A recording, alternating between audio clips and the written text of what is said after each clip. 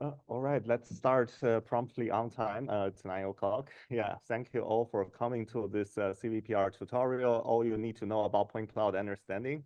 And I'd like to thank you very much to actually be sitting here even before it starts. Like in the past years, I've always like seen in workshops, it's like, okay, uh, the first talk, initially there's not many people and then people started to come in.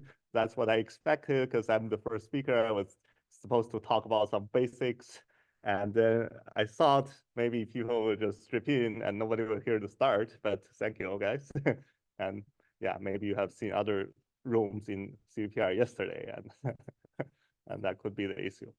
All right, so what are we doing today? We are talking about point clouds. So first I want to tell you what I think is point clouds, which even might be slightly different about with what you think is point clouds. It's like a lot of people know that this is point cloud, like LiDAR, autonomous driving. And a lot of people know this is point cloud, like something from a CAD model. And then things like this is from roaming a day generated from structure from motion. So like 3D point clouds are actually pretty well known. But sometimes I did want to argue, although I don't know if I can come back to this later, but I want to argue that a lot of other things are point clouds, such as weather stations. You can think about each weather station as a point in the 2D space. Well, on the Earth, which is not exactly a 2D space, it's a sphere. And then we can even think about games as point clouds because you have units, and each unit in the game engine, it actually occupies like one point, and then it has a side or anything, it has lives and so on. But you can think about that as point clouds.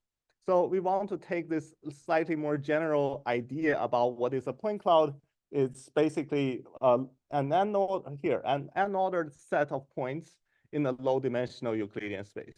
The Earth is not exactly a Euclidean space, so I may actually need to broaden this definition a little bit as well. So the point here is that it's unordered, yes. I thought I put the slides online, but I think the website did not update quickly enough. So I mean, somehow Google Sites, yeah, is updating more slowly than I thought. So maybe if you just refresh, at some point it will come up. Yes, the definitely plans to be there. Thank you. Yeah, and then what's going on with the audio here? I guess I just have to stay a little away from this mic. Yeah. All right, so yeah, and then the point here is that we have two things. We have unordered, and then we have a low-dimensional space. So which does mean that the Euclidean geometry actually matters a lot. With that said, so a lot of people have some knowledge about point clouds. And the part of the reason that we wanted to do this tutorial is that we've seen like papers in last year's CVPR, and then people are still using PointNet, and then they're using furthest point downsampling. And then, although at that time we don't necessarily know what is the state of the art, but we did know that PointNet was no longer the state of the art because that was 7 years ago. And so we wanted to kind of give people some idea on what is the right kind of network, or not necessarily the right kind, or the more modern kind of network structure, neighborhood choice, how do you do downsampling, how do you train those networks. And then, so just to give a slightly more comprehensive picture of those models and design choices. Our tutorial is going to be organized by 4 parts. I will start by talking about an overview of like classical point cloud backbones, including PointNet a little bit, so hopefully not to spend too much time on it. And then we will have Dr. Hengshuang Zhao, who is sitting next to me here. He'll talk about modern point transformers, which is really going to the state of the art of point cloud processing. And then we'll have a coffee break. And then after coffee break, we'll talk about like more in-depth topics. Dr. Zhijian Liu, who just recently got PhD from MIT and is currently in NVIDIA, is going to talk about like efficient inference for point cloud architectures in GPUs. And then finally, we have Xiaoyang Wu, who is a student from Hong Kong University. And then he's also the first author of Point Transform V2 and V3. He will talk about large-scale representation learning. So that's how it would go. And then at least for my part, I definitely welcome questions in the middle. I do have to keep time, so I probably cannot field too many questions for a single slide. But definitely raise your hand and then just ask as it goes. Yeah, that's how I like the way I like it to be. So as we mentioned, let's go back to the beginning. As we mentioned, a lot of us are very familiar with images. Images is a regular lattice in low-dimensional space. Point clouds is an arbitrary set of points in a low-dimensional space. That's the difference. And then we also have graphs. Graphs is a lot of the, like when I talk about point cloud networks, a lot of people ask, what's the difference with graph networks? There's actually not too much difference, but the regular graph definition is not necessarily in a low dimensional space. So may not have coordinates. Not all graphs have coordinates. So that's the important thing we have, which is like this geometry is shared by both images and point clouds. So that's one thing to be noted, right? So first, we have closeness. Like we remember CNNs, we define neighborhoods, right? In point clouds, you can also define neighborhoods. We'll have several different ways. We'll talk about that. And then we also have this coordinate system. We have XY in 2D, we have XYZ in 3D. And then the coordinate system is actually quite important because, for example, we can put positional embedding, and then, but then there is also like different dimensions may mean different things. For example, there is actually gravity in the Z direction in the normal 3D world. With graphs, they can define closeness, right? You can define neighborhood, graph neighborhood. You don't really have a coordinate system. A lot of the nowadays graph neural networks, they add position embedding, which in principle makes them point cloud networks because that's the difference between graph and point clouds. That's why we should be talking about point cloud networks rather than graph networks. Yeah, so how do we get a point cloud neighborhood, right? So in images, it's easy. We just do 3 by 3, 5 by 5, and things like that. So in point clouds, we have several different ways. The first, most straightforward way is we still can do 3 by 3. So in 3D, this basically becomes 3 by 3 by 3. And then we also have k-nearest neighbors, straightforward. Epsilon ball, which is basically just all the neighbors that has distance less than epsilon. So that's easy. And later on, when we are talking about point transformers, we also talk about a new approach to go with neighborhoods, which is space filling curves. And then Dr. Zhao will talk about that. So let's start with the simple one first, which is the 3 by 3 by 3 type of neighborhoods. So we can easily extend, for example, a 2D convolution, and then we know there is 3D convolution straightforward. But can we use this on a 3D point cloud? So the naive approach is actually not going to work exactly very well because so if everyone knows what is a 3 by 3 convolution, the point is like if you don't have anything at the center, suppose all these features are 0, and then there is a feature here, then your convolution output will have more features over here. It's like, so basically, as long as anything in this neighborhood is non-zero, you'll get something in the output. So in this case, you lose your sparsity very quickly. And the reason we deal with, we like point clouds is because they are sparse. So it's like in the 3D space, there's only, maybe we can put like only 10,000 occupied points, but then we don't model all this thin air that is in the 3D space. But then if you do the regular convolution, you quickly lose that sparseness after a few layers. So what we can do, which is discovered, I should have put the reference here, which I will fix, discovered by Ben Graham and then some others, is to do sparse convolution. The point is really simple. So it's just like, if the center input is 0, then the output will just set it to be 0. Basically, we'll just not compute it. So in principle, basically, we will only compute convolution if the center is occupied. If the center has features, then we'll compute convolution. So that's basically sparse convolution. And then in this way, we can always keep the same sparsity as in the input. So we will always maintain the sparsity of the point cloud. Yes? It's not the same sparsity. What do you mean? Because after the convolution with this method, you lose some points. You don't lose any points. Basically, for all the points that the center has features, then you would still have, yeah, you would put the output. So, oh yeah, I actually do have the references here. The earliest was Ben Graham, as I mentioned, and then there's like different code bases. The most commonly used right now is the Minkowski engine. A lot of papers use that. And then newer ones, we actually have Torch Sparse and Torch Sparse Plus, which we will talk about later in today's tutorial, which has like more GPU-based optimizations and then work better in terms of speed and memory usage. So in Minkowski network, we also need to, in the sparse convolution, we also need to talk about downsampling because we know like CNNs basically have two things, convolution and downsampling. So what do we do? How do we do downsampling in point clouds?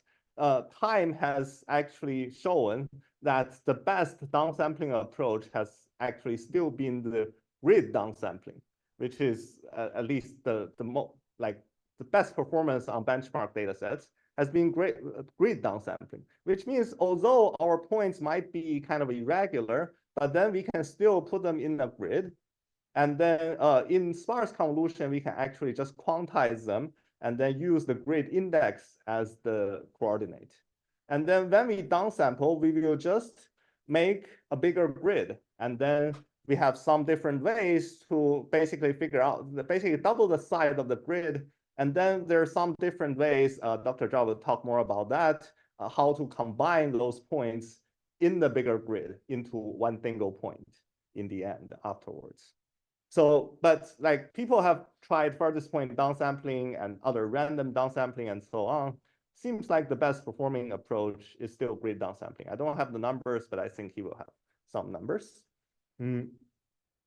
So, but a slight difference between 2D and 3D. In 3D, we actually have the physical world, so we can use metric units. We don't use 1 pixel, 2 pixel. We can use 1 centimeter, 2 centimeters. So that's a good thing.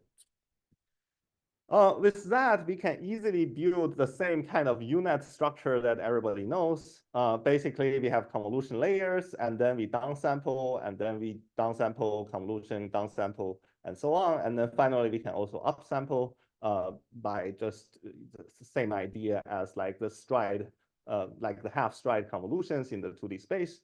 We can then upsample. So pretty much everything can be extended from 2D CNNs by this approach. Just sparse convolution, and it's actually one of the best approaches already. Yeah, so then you can do things such as semantic segmentation. These are some results I've just taken from a paper, and then like you can basically segment any point into a semantic category. You can also do other things such as instance segmentation. You can do object detection. You can actually see a lot of the state of the art in those applications is still sparse convolution to this day. So yes. Yes, you would quantize them. You can either use max pooling, you can use average pooling, you can use, you can just choose one of them. There's like different ways you can try it. Yeah. Good question.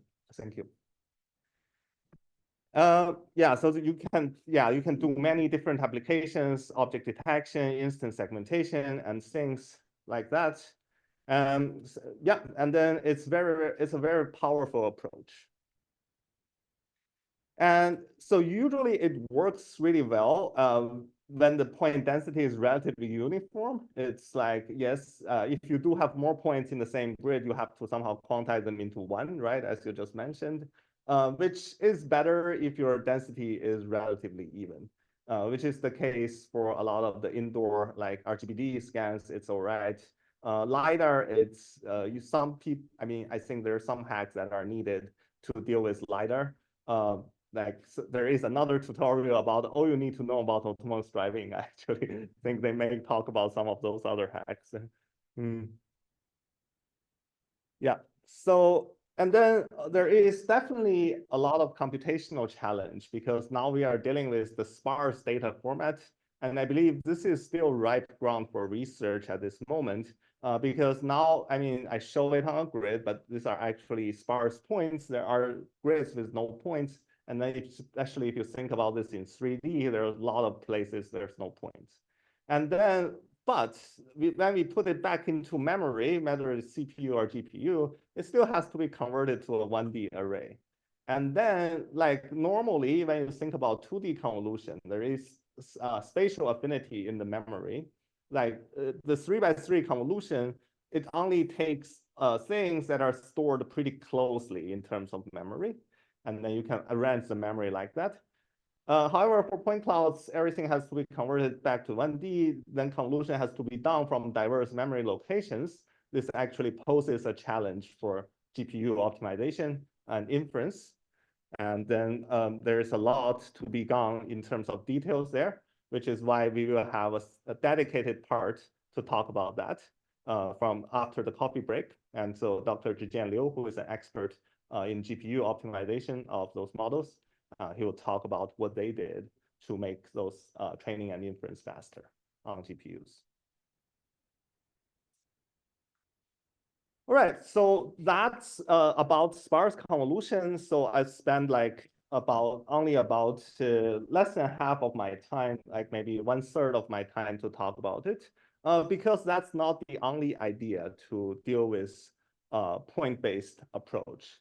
There is also this other idea of not voxelize them, because if you kind of put a grid, if you put a grid and quantize them, that's already a voxelization process, right? If you go back here and then you put them on a grid, this is in the end, you're keeping one point in each grid, which is, you can also think about this as a pixel or a voxel. It's just sparsely presented. So this is already voxelization in some sense. There can also be some other ideas which don't do this and then directly do work on point clouds, right? We talk about k-nearest neighbor neighborhoods, for example, right? Then you can just put it with point clouds with any kind of density. You can get a k-nearest neighbor neighborhood. You can also get an epsilon ball neighborhood, right? Anything that has a distance less than epsilon. So you can also have this point-based approaches, which, yeah, indeed have like different data structures in the end. And then now we come back to PointNet. So which is something I did mention in the beginning, right? PointNet is the first point-based approach, which does not voxelize points. That was coming from a really simple idea. And so the simple idea is basically just performing the same operation on every point as basically in terms of 1-by-1 convolution. So even if the data structure is sparse, you can still run 1-by-1 convolutions, right? Because that only works on the same point. So basically each point has coordinates from the start in PointNet and then goes through MLP. They share the same MLP. And then each point gets its features. They go through more layers, of course. And then later on, how do you aggregate them? In PointNet, you just run max pooling and then like global max pooling over all the points. And then you get a single aggregated feature. So that's the original PointNet. There is also later ones. So that's obviously a little bit coerced because then you lose a lot of geometric information, which is why PointNet++ is actually a significant better approach, like performs significantly better than PointNet. The main difference is to add grouping. So basically, with PointNet itself, you cannot really do a UNet because you global max put everything into a single vector, so there is no UNet you can do. With PointNet++, what they do is that they have this hierarchical version where they will just do the max pooling within the k-nearest neighbor neighborhood. So we have a k-nearest neighbor neighborhood. For every point, we compute the k-nearest neighbor neighborhood, and then we will just do, in this case, they actually do the furthest point sampling, which I will not talk about in detail here. But they basically apply PointNet, which is 1-by-1 convolution and max pooling in each neighborhood. And then they will do sampling, downsampling, and then grouping, and then they will do a new PointNet on a new set of k-nearest neighbor neighborhoods after downsampling. So that's good. So then you can do segmentation. There is also some hacks to deal with upsampling. Yes, question? This is called the farthest point sampling, FPS, yes. Yeah, this is actually known by a lot of people. So yes. And then you can also do upsampling. So now you can build a UNet with PointNet++, and then later people have published this paper called the PointNext, which explored a lot of data augmentations with PointNet++ and achieved reasonably good performance with it. So however, this is very well known actually. However, I'd like to argue a little bit from a function estimation perspective why this is not necessarily optimal. Because like with PointNet or PointNet++, you are basically doing this max pooling within your neighborhood. So basically, if there are 2 points that have the same set of neighbors, you are just doing max pooling within their neighborhood, so then they get exactly the same output. So if we don't consider, so we can consider points as points, right? But we can also consider them as a function in the low dimensional space. So if we consider them as a function in the low dimensional space, which is also the approach we are going to take afterwards, right? For each point, we can actually always find the k-nearest neighbor neighborhood, right? For any point, even if it doesn't have features, we can find its k-nearest neighbor neighborhood. We can do this max pooling, and then we can compute its feature. So PointNet++ is actually well defined on the entire Euclidean space. People don't really talk about this a lot, but it is. However, what is it, right? Because if you basically take the same set of neighbors, then you get the same output, which means this function that is defined by PointNet++ or PointNet itself, let's say PointNet, because if you do plus, then we have to deal with all the downsampling. So PointNet itself is something like this. It's a piecewise constant function on some kind of Voronoi tessellation of the space, if you know about Voronoi graphs. But in principle, basically, there are some regions which share the same set of neighbors, and then they would always have the same function value, so same function output. So that basically means when you run PointNet, you are trying to learn a piecewise constant function of this low dimensional space. The question is that what we just want, right? Because piecewise constant is not very expressive. So if you actually have more difficult functions you want to learn, you may want to go slightly more complicated than piecewise constant. So that's kind of arguing against that from a slightly theoretic perspective, in the sense that it doesn't really achieve a very complicated set of functions. So it may not be so expressive. Nowadays, everybody talks about scaling up. It may be hard to scale up PointNet type approaches. So then we can think about something else, right? So we can think about, go back to convolution. We talked about sparse convolution, which then need us to voxelize things. However, if we go back to some of us are from electrical engineering, so they learned convolution in their undergrad. And when they learn convolution, it's not exactly about 3x3 neighborhoods. It's about a continuous integral. It's something like this. That's the convolution. That's the actual definition of convolution. It's an integral. There is a filter or a kernel that is a continuous function of the relative difference of location between a center point P and all the other points at Pi. And then we integrate this over Pi, like all the locations. And then there is some feature here. There's some X features. And that's how we define convolution in signal processing. And we can also do this for 3D, right? 2D, any low dimensional Euclidean space, doesn't matter. So a simple idea, which has been actually thought about by many groups independently around 2016 or 17, is that you can discretize this to 2 points. So basically you have continuous convolution formulation, but you don't have to compute this integral. You can basically run the Monte Carlo estimation and then just sum it from a neighborhood.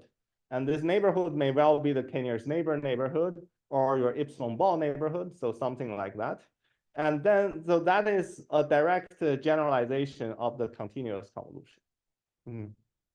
So yeah, this is done by many, many different groups. And then because it's done by many different groups, it also has many different types of networks. basically about how do you choose this W, right? So in the end, you have to somehow find the W. And then, so traditionally you have Gaussian convolution, but that's probably not that powerful. Like in the deep learning era, we want to learn everything. So we may well want to learn this W as well, in some sense. And then there are different type of networks. Actually, the most naive choice of the Gaussian kernel leads us to a basic form of GCN, the graph convolutional networks, which is done even before 16. And then there's also KP-conv, which uses anchor points and then just computes this thing with respect to anchor points, and then they learn the WI for each anchor point. There is also this TFN, tensor field, so-called tensor field network, I believe. This uses spherical harmonics as the basis so that they can learn rotation equivariant convolutions. Rotation equivariance is very, very useful for a lot of robotic applications. So the idea is that after rotation, your convolution output change can be measured. That rotation can be reflected in your convolution output. So it could be invariant, so that's part of equivariance. Like it could be invariant to rotation, it could be invariant to scaling. We'll slightly talk about why that can be done with this type of approach afterwards. But yeah, so it's kind of a very important piece. So yeah, there's many different types of point convolutions. What we did in this, so like basically my small contribution to the whole point convolution world is that, okay, you got this discrete convolution. We actually discovered that you can actually try to learn it with an MLP, learn this W function with an MLP. Actually, that's not really a discovery. Everybody can think about that. What we actually discovered is that this MLP can be separated into two parts. So you can basically have all the earlier layers of the MLP and then the last layer of the MLP, which is also not a very surprising discovery. What is more interesting is that after you do this, you can actually extract this last layer outside your convolution. And then, so why is that useful? Because then you basically have this middle thing that is being doing basically a tensor product with the input features. You would increase the dimensionality, but this middle MLP can be really, really small. Why it can be really, really small? Because the input is really, really small. The input is the relative coordinates, which is a low dimensional Euclidean relative distance, which is like 3D or 2D. And you don't really need that many kind of dimensions to deal with that. So then afterwards, this whole thing is a one-by-one convolution, which actually makes this quite similar, a little similar to transformers. Not exactly that very similar, but a little similar to transformers in that you have a one-by-one convolution afterwards. So then you can put a lot of the parameters over here, and then this MLP can be really, really small, but you can still learn all the nonlinearities that a convolution kernel can have.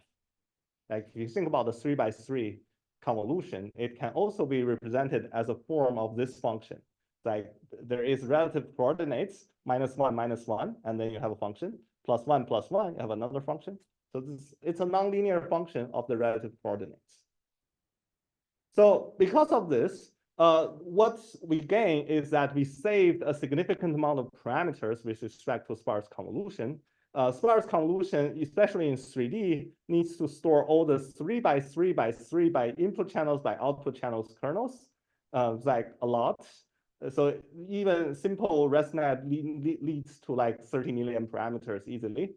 But with the point convolution, you can only store something in the middle here, which is very cheap. And then this is a sum, right? This is a one-by-one convolution. So that you can see that way, this is much, much cheaper in terms of number of parameters.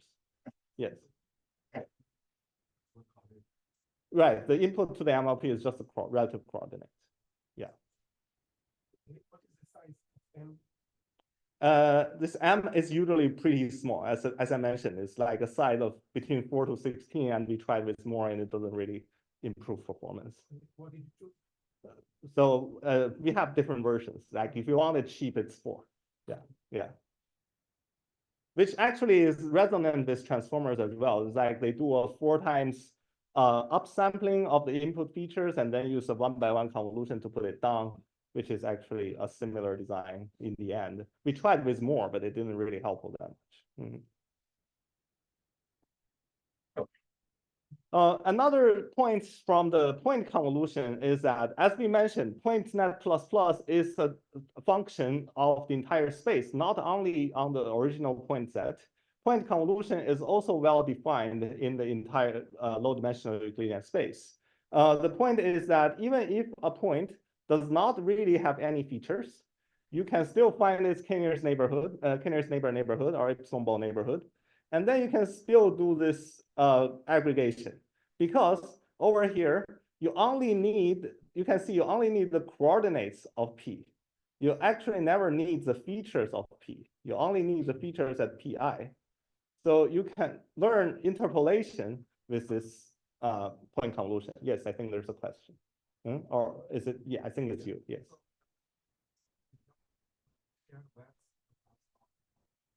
Yes, it's shared with all the points. Yes, good question. Yeah, so you can actually define a learnable interpolation for all the points in the Euclidean space, which is another interesting aspect of it.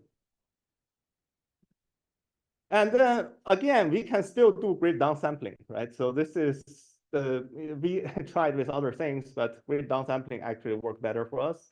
It's also much faster than farthest point downsampling.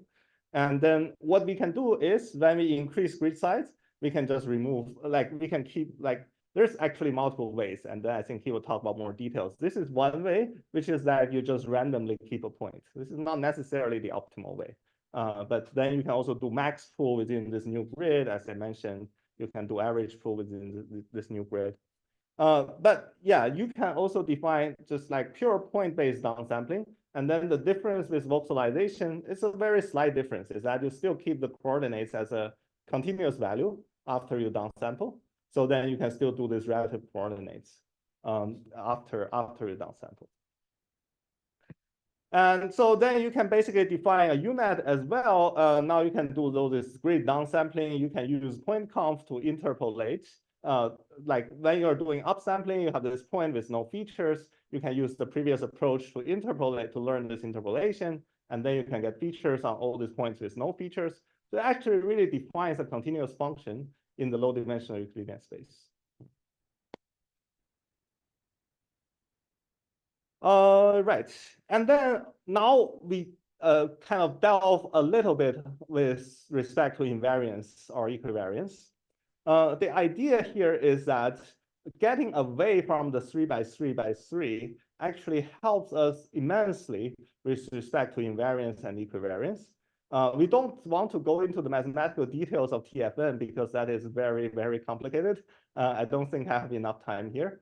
But the general idea is that we are dealing with relative coordinates as an input, and then rotation can directly be applied on those relative coordinates, and scaling same way.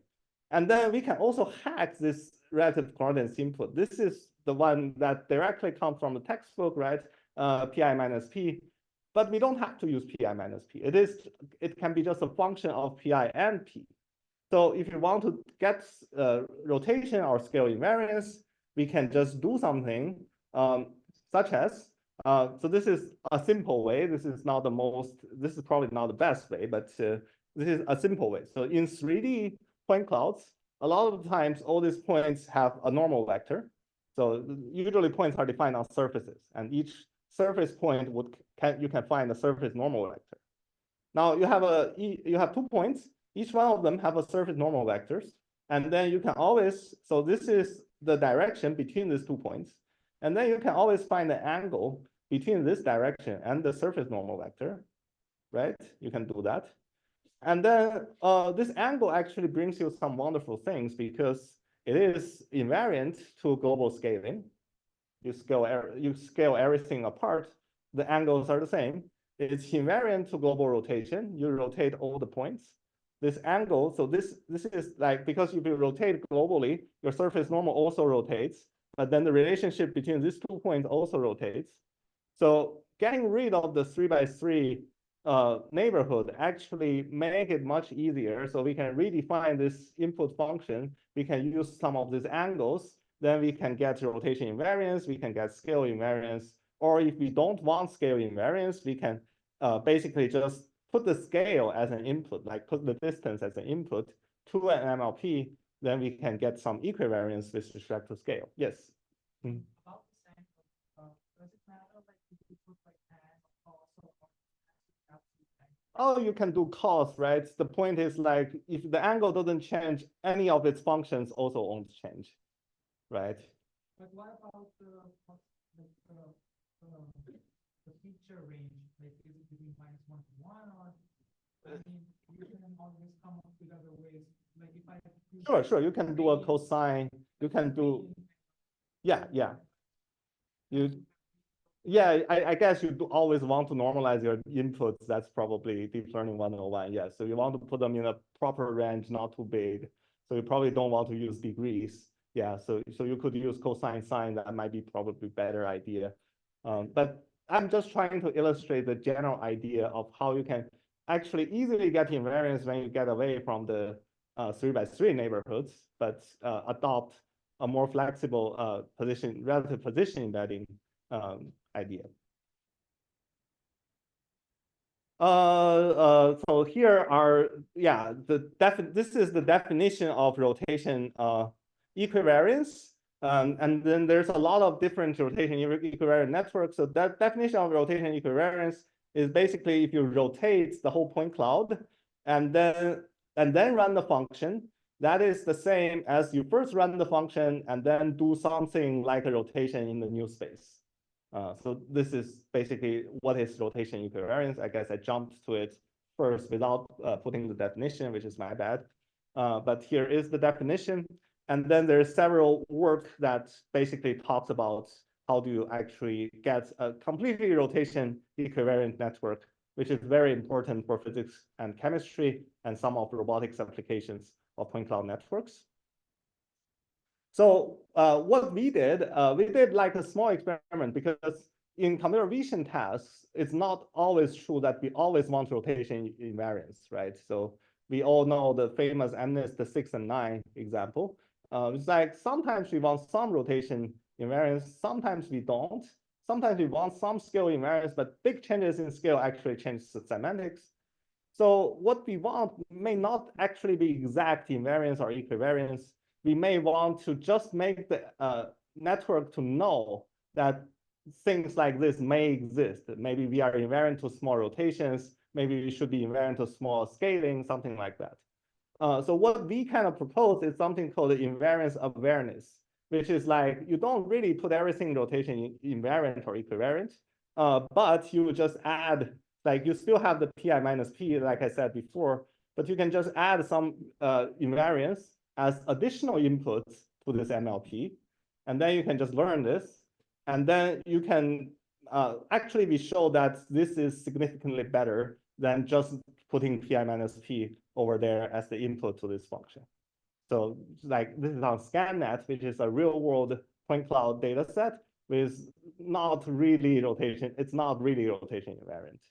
So this is just an idea. It's not, this is not really not state-of-the-art numbers, but it's just an idea that how you can use some awareness of invariance rather than strict invariance to actually improve your performance. Yes. You learn it. You don't know, right? You don't know the network learns it from you. It's your data defines it. Is another you sorry, v is a defined set of angles, for example. Yeah, it's not a no, this is predefined. Yeah, m is learned, v is predefined. So basically you just make a coordinate transform that is invariant. Yeah, you can define that, as I mentioned. So yeah, it improves performance. However, we call this VI point conf. However, it does improve performance. However, it still falls behind for a while. Like I guess for like 3 years before 2021, this was the first version of point transformer, and now we have point transformer V2 and V3, which is way better, which definitely goes beyond sparse convolution in the 3x3 space. So part of it, we believe, has to do with the irregular neighborhood structure that we get with k-nearest neighbors, for example. If you get k-nearest neighbors on 3D point cloud, it can go really far, or it can go into another part of the system, of the point cloud, not the system, of the point cloud.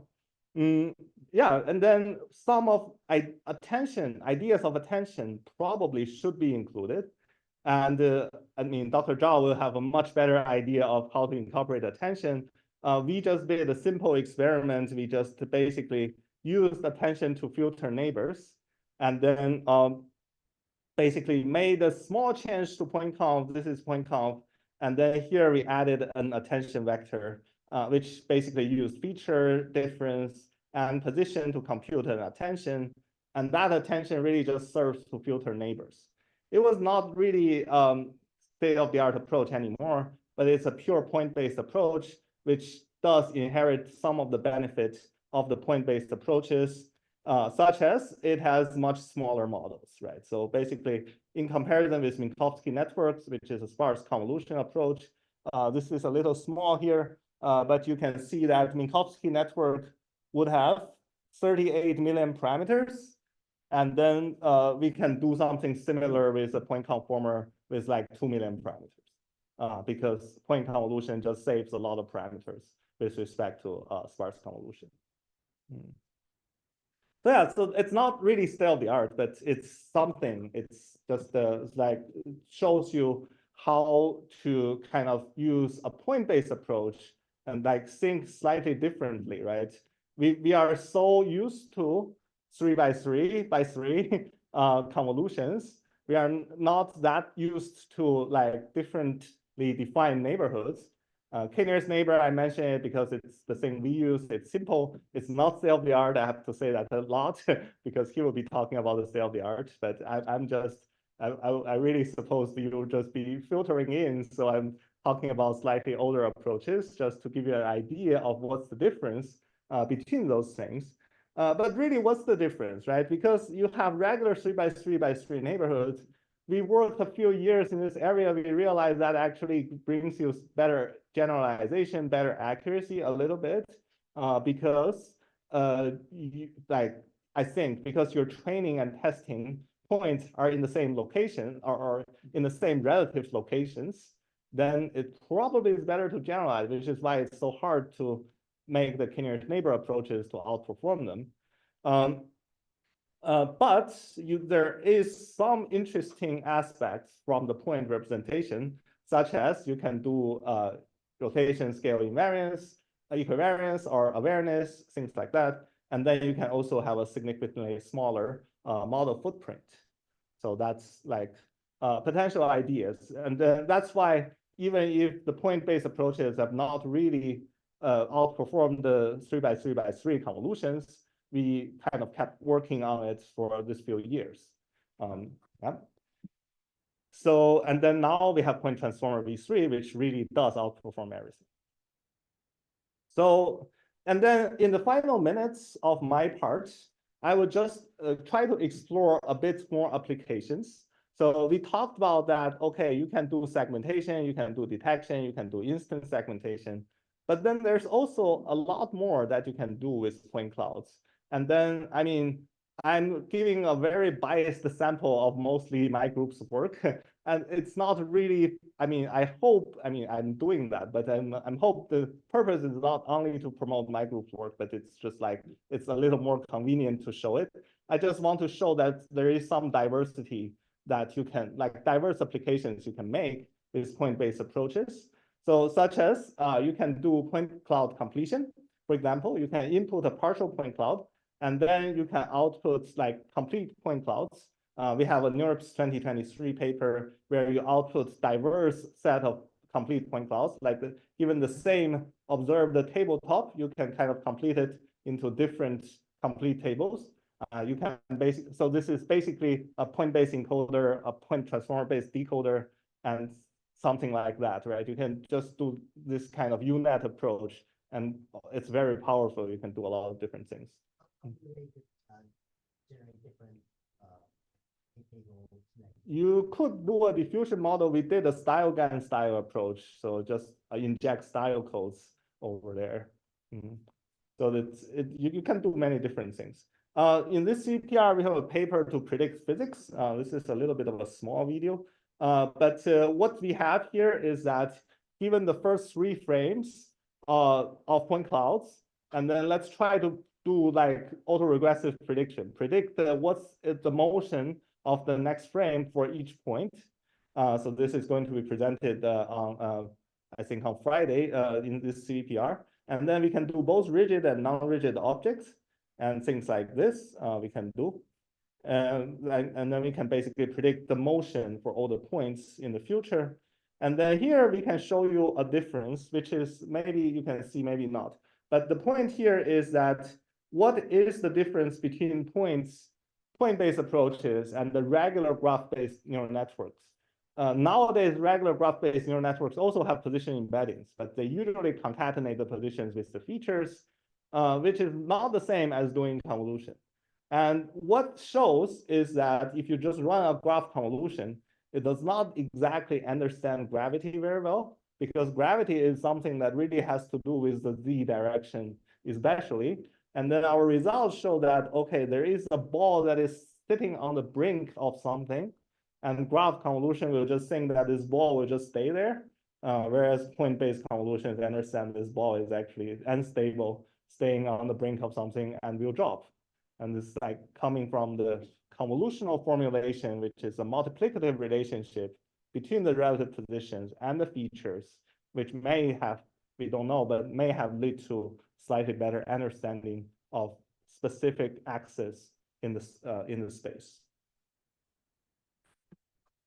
So, and then we also have some other work. So we talk a lot about 3D point clouds, but 2D, I do want to tell you that you can also put 2D images as a point cloud.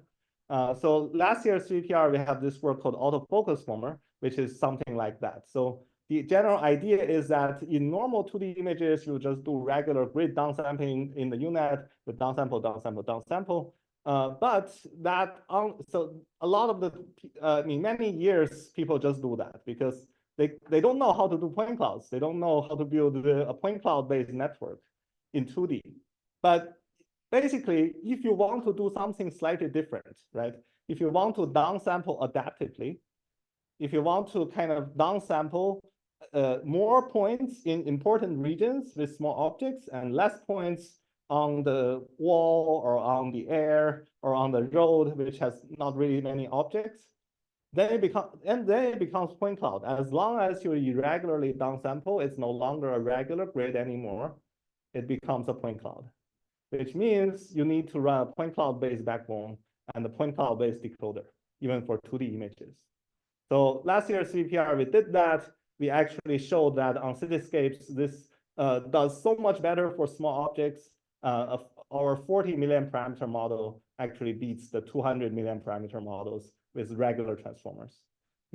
So you can see here, something here is like the regular spin transformer with mass to former only get the first car.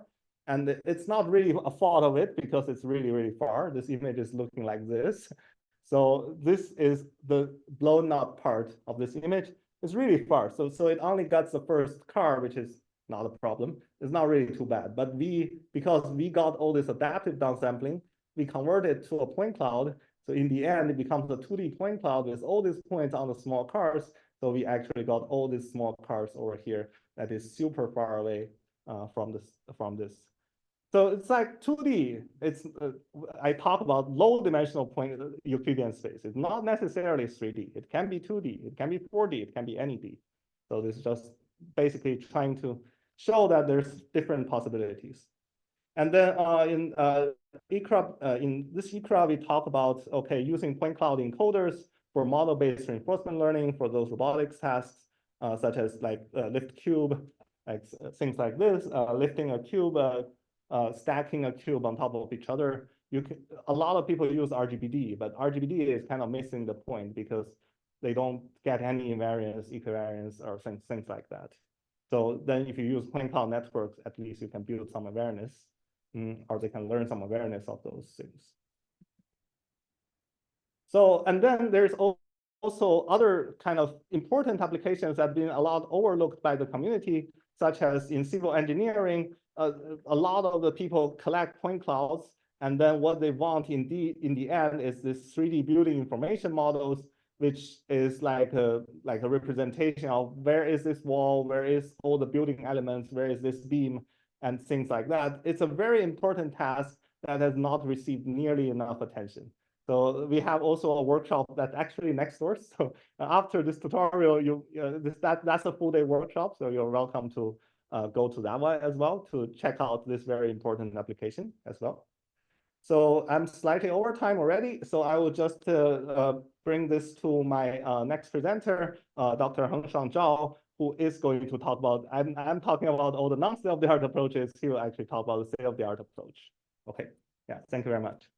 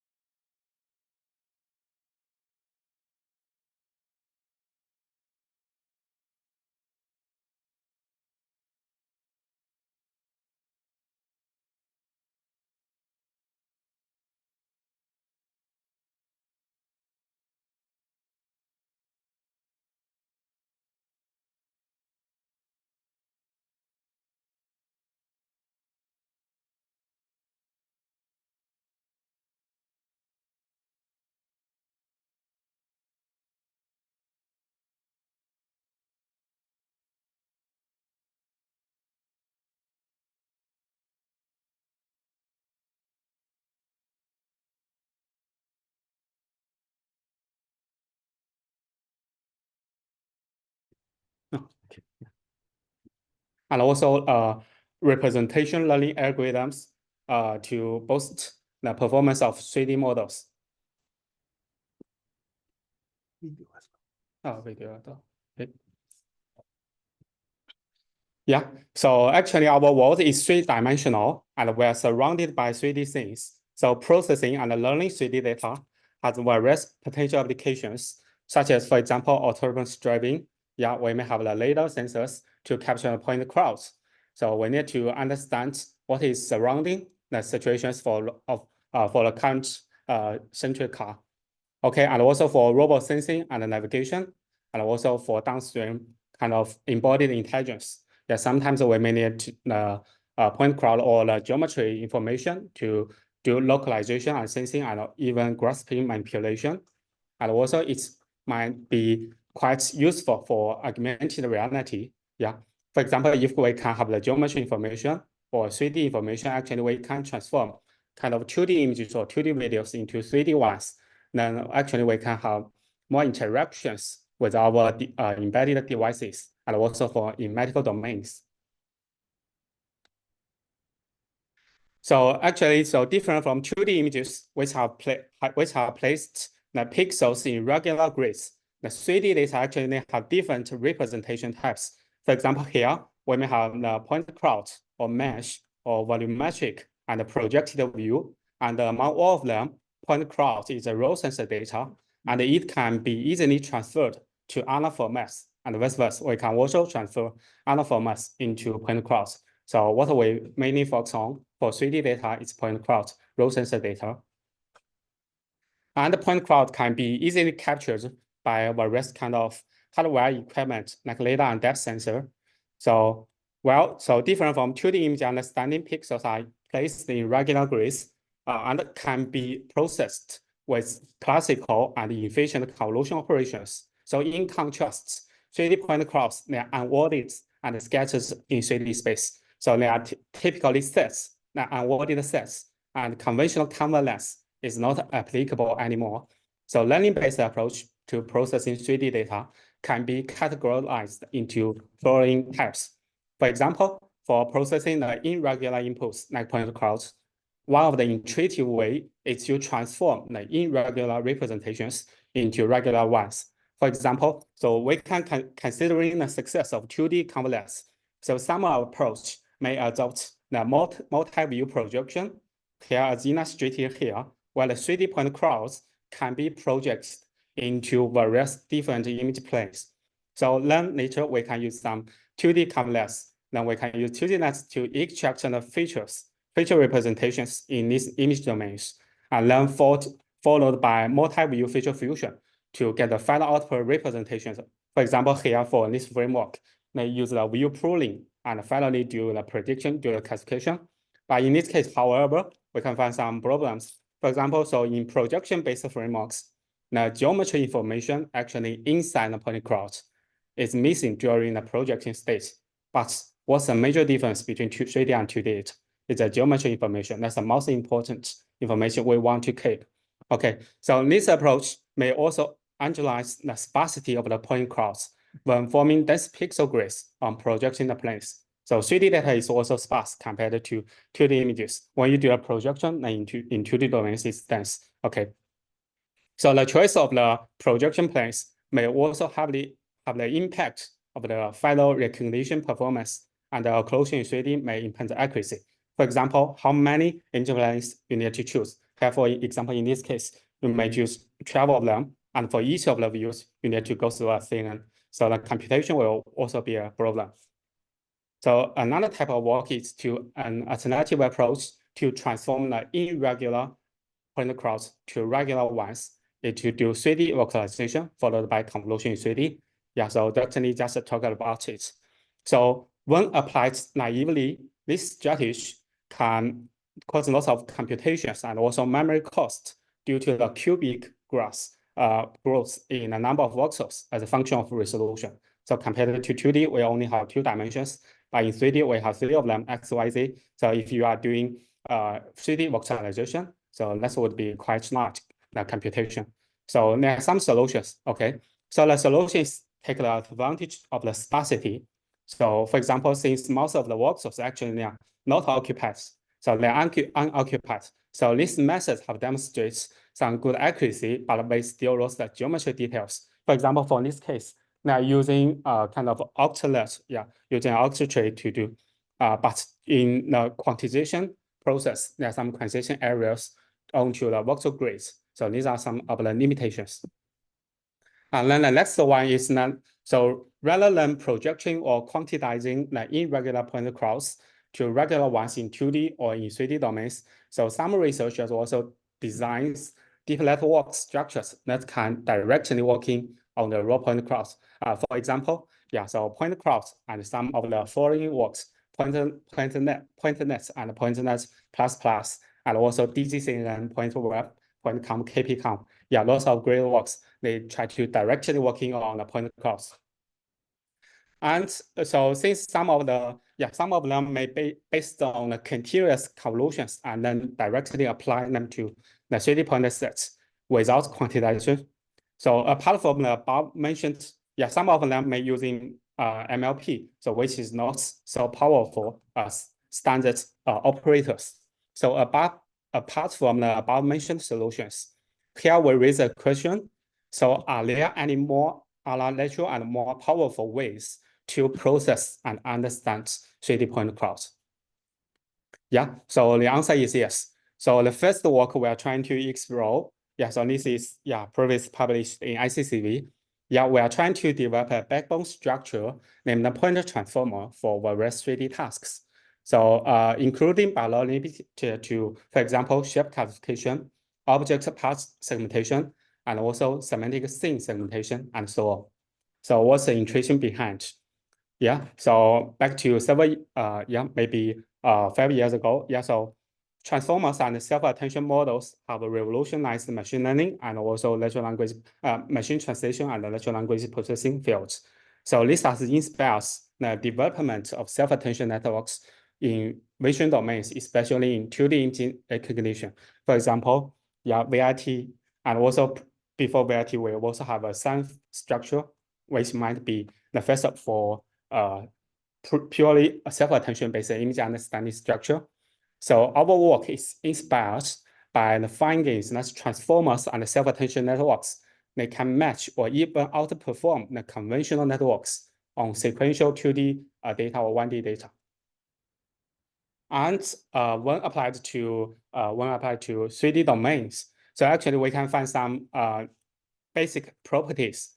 So we can find that self-attention is of particular interest in our settings. That is actually is a set operator, and for our 3D point clouds, actually is unordered sets. So which means that no regular grids needed. So for example, previously in convolution, we need to have the order and the defined order. But here for 3D, the point clouds is unordered sets, while for transformers or self-attentions, it's basically in a set operation. And the second, position encoding is important. While for point cloud, actually position the 3D coordinates provides the strongest the position information compared to 1D or 2D things. Okay, so this is our intuition. And we thus develop a point transform layer that applies self-attention to 3D point clouds. Did it stop working? Hello? Hello? Maybe Restart. Hello? Try that. Question. Hey, hello? Speaking that 3D coordinates provide strong positional information. Is it instead of positional embedding? So actually, compared to 2D ones, we may use the indexing of the point of the 2D pixels. Well, here for 3D actually we have the real ground truth in the 3D coordinates. So this would provide more rich information compared to 2D ones or 1D things. So that's our intuition. Hello? Okay. So here we show some so actually our point transformer, the design of formulation is from our previous vector attention proposed in a paper named Sun, so which is published in CVPR 2020. And here we show some comparisons between classical, one of the most popular one, scalar attention, and our vector attention, and our modified version point transformer, the basic operator from the vector attention. So our operation is based on vector self-attention, and here we use the relation function. We select the subtraction relation function, and we add the position encoding that to both the attention and also the attention vector gamma, and also the transformation feature alpha here in this formulation. So based on the basic operators, actually we can design a highly expressive point transformer layer for point cloud processing. And so here, for example, the input contains the feature X and also the coordinate position point cloud P. So it might go to 3 different ways. One is to do linear transformation. Then we have a MLP, we calculate the relative relationships between one of the points and its neighbors. Then we also have linear transformations. Finally, when we get the tension weights or the aggregation weights, then we apply the weights onto the transformed features, and we do aggregation. Then we get the output. So this is our illustration here. So once we have the basic point transformer operator and then the basic processing module, actually we can try to construct our point transformer network.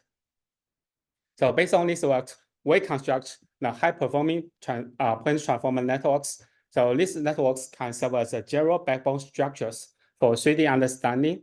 And here shown in this figure, we demonstrate for 3D scene parsing or 3D semantic segmentation. So actually it adopts a classical encode and decode structures and the main module for information aggregation. Okay. Can you give a brief explanation of transition down up? Yeah. Later we will have a detailed design. So actually, so the input is first processed by MLP to do projection. Then, so the most important thing is how to do information exchange within a local region or global region with a certain footprint. So the most important thing here is actually highlighted represented by the yellow region, which is the point transformer layer. So some for the blue ones and the green ones, which is transition down and transition up. So this is similar to classical designs for scene understanding. Yeah, so actually we need to downsample the point cloud as we are downsampling 2D images, and then we do upsampling. So which is mainly we want to reduce the computations, and also we want to achieve a larger receptive fields as the network goes deeper. So it contains point transformer layer, transition down, transition up, and also finally we have the output. We have an encode decode structure. So this is for semantic segmentation. So the structure would be simpler for classification. Since we only have the encoder one, our final output would be a label, a classifier. So for 3D shape classification, with a network encoder, the output would be in a predicted label. We still have the transition down module here. And this is a detailed design. So for the point transformer block, we adopt a similar design, a residual connection from ResNet. So here actually for the input, we first project the input dimension to a lower one. Then we conduct point transformer processing. Then we project back using a linear projection to the original dimension. Then we add these two. So this is a point transformer block. Now we have transition down actually, so it's straightforward. We have the original input. We have multiple stages, and between two stages, now we have the transition down. For example, we first use the FPS do sampling, then we have the KN, then we have the max pooling in this stage. I was the similar thing for transition up, which is similar to the unpooling in previous 2D domains. We have the input, now we do 3D interpolation, and then we have a summation together with the original input from the encoder layer. So X here stands for the feature representation, and P stands for point cloud coordinates. So coordinates is quite important. So we need to keep this information along with the feature. For example, when we do downsampling or upsampling, actually we need coordinates. Okay.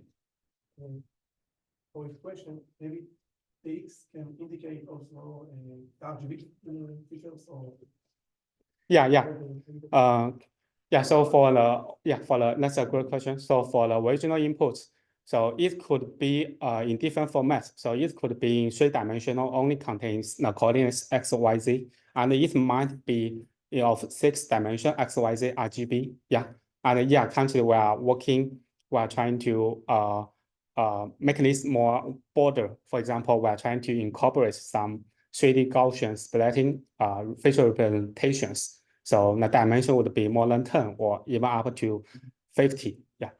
So actually we can add more designs. Yeah. Okay, good. Yeah. Since the font options, the number of font resolution are different, you need some coding process and process detail different number of font for one. Do you mean for training for the same bench you have data structure? Yeah, so Yes. packed representation. Mm. Packed representation. Yeah, so actually we can, so that's also the major difference. So previous net PointNet or PointNet plus plus, the original input is always, for example, 4K or 8K, 4,000 or 8,000.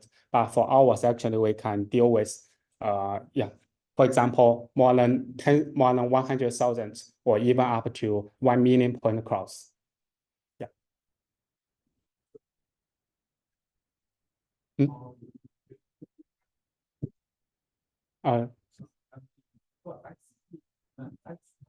Yeah, XMP.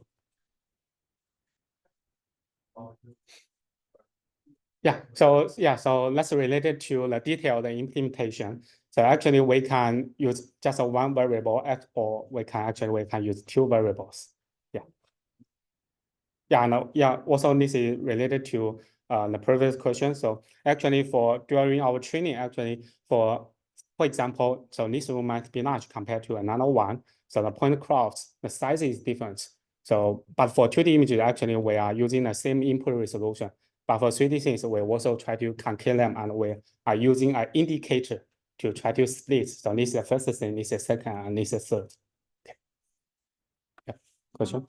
Like graph networks, does transformers also by nature have this permutation gradients and all the other things that graph allows us? Does this also bake into the architecture? Like for example, like he said, number of points might change from one frame to another, or the order in which the processing is done might also affect the results. So all these is this fundamentally baked into the. I mean, graph networks are usually process each points and then they are being made like that. So how does this also offers those kind of advantages, or does it have something else? Thanks for the question. This is also a great question. So actually, I think the formulation for self-attention or transform structures is they are similar to the graph neural networks. And also if I remember correctly, there is also a team from COST. They are trying to build a deep. They are trying to make the graph neural networks more than 1,000 layers. I just want to add all the network structures we talk about here, no matter mine or his, it's all permutation invariant. So that's the basic thing building everything. I think all the network architecture here use point 3D point as coordinate as an important feature. But what is that coordinate?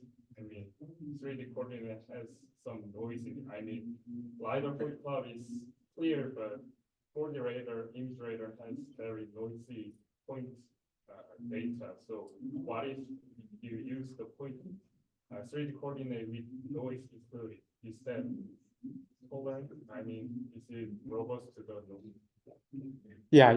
So that's also a very good question. So actually, later we have some modifications.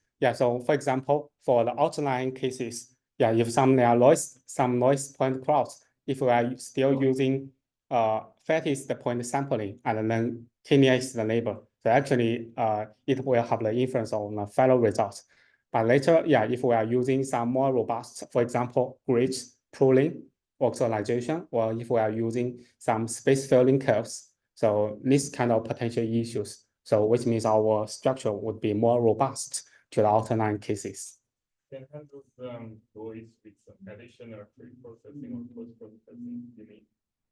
I mean, so actually so the most important thing, since this is unworded set, so the most important thing is how to construct the labels, how to construct the local regions for computations.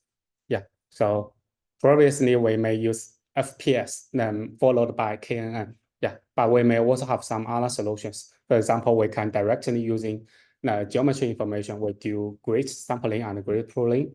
Yeah, and we can also using space filling curve, so which is introduced in the third version of point transformer. Yeah. Okay. Thank you.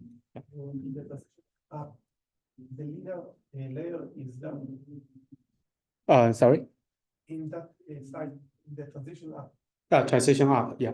Is the layer is learnable? Yeah. This is learnable. Yeah. Actually, we are using MLP. Yeah, to just do the projection.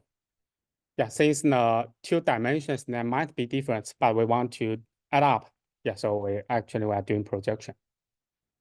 Yeah, and also since the one of the inputs might from the encode, so the feature space there might be different.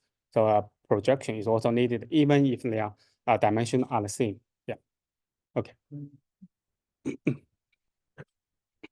Yeah, so next we conduct experiments on different data sets and also different benchmarks. For instance, here for semantic segmentation, the task on S3DS. So at that time, 3 years ago, we are the first to get a performance more than 30% regarding the MIOU. Yeah, and also we are working well for the 6-fold. But what's the problem here if you compare it to 2D things? For example, for 2D, previously I also do 2D segmentation, for example, PSP-NET. So actually, I remember correctly for 2D segmentation on VOC datasets. So it also contains about 20 categories, while the performance is more than 90%, the MIOU. But here for 3D, actually we have one more dimension information, the geometry information, but it's only 30%. Yeah, so let's mind due to different things. For example, the pre-trained weight representation learning, and also the backbone structures. And that's also our main motivation to design different backbone structures and the nature representation learning. Well talked by Xiaoyang Wu, another student in my group. Yeah, so this one is the real large scale data sets for S3DS. Relatively large compared to classical ones. We also do some testing on some, for example, shape classification, but the dataset size is quite small. It's just about 10,000 samples, and also path segmentation. Yeah, and we also have some ablation studies. So here we show some ablation studies in the detailed design. For example, the number of labels. Yeah, so the number of labels here we start from 4 to 64, and finally we found 16 would be the best. But isn't this the best one? Well, it is not. So later in point transformer V3, actually we try to scale up. We try to enlarge the receptive field or the labels by 64 times, which is more than 1,000 the labels. Okay, and we also do ablation study regarding position encoding. So actually, we have different position encoding strategy. For example, absolute, relative, or relative attention, or relative for feature. And finally, we find that the relative position encoding is more expressive, and also different self-attention operators. Traditional multilinear perception together with pooling, or classical scalar attention, or our vector attention. Yeah, question.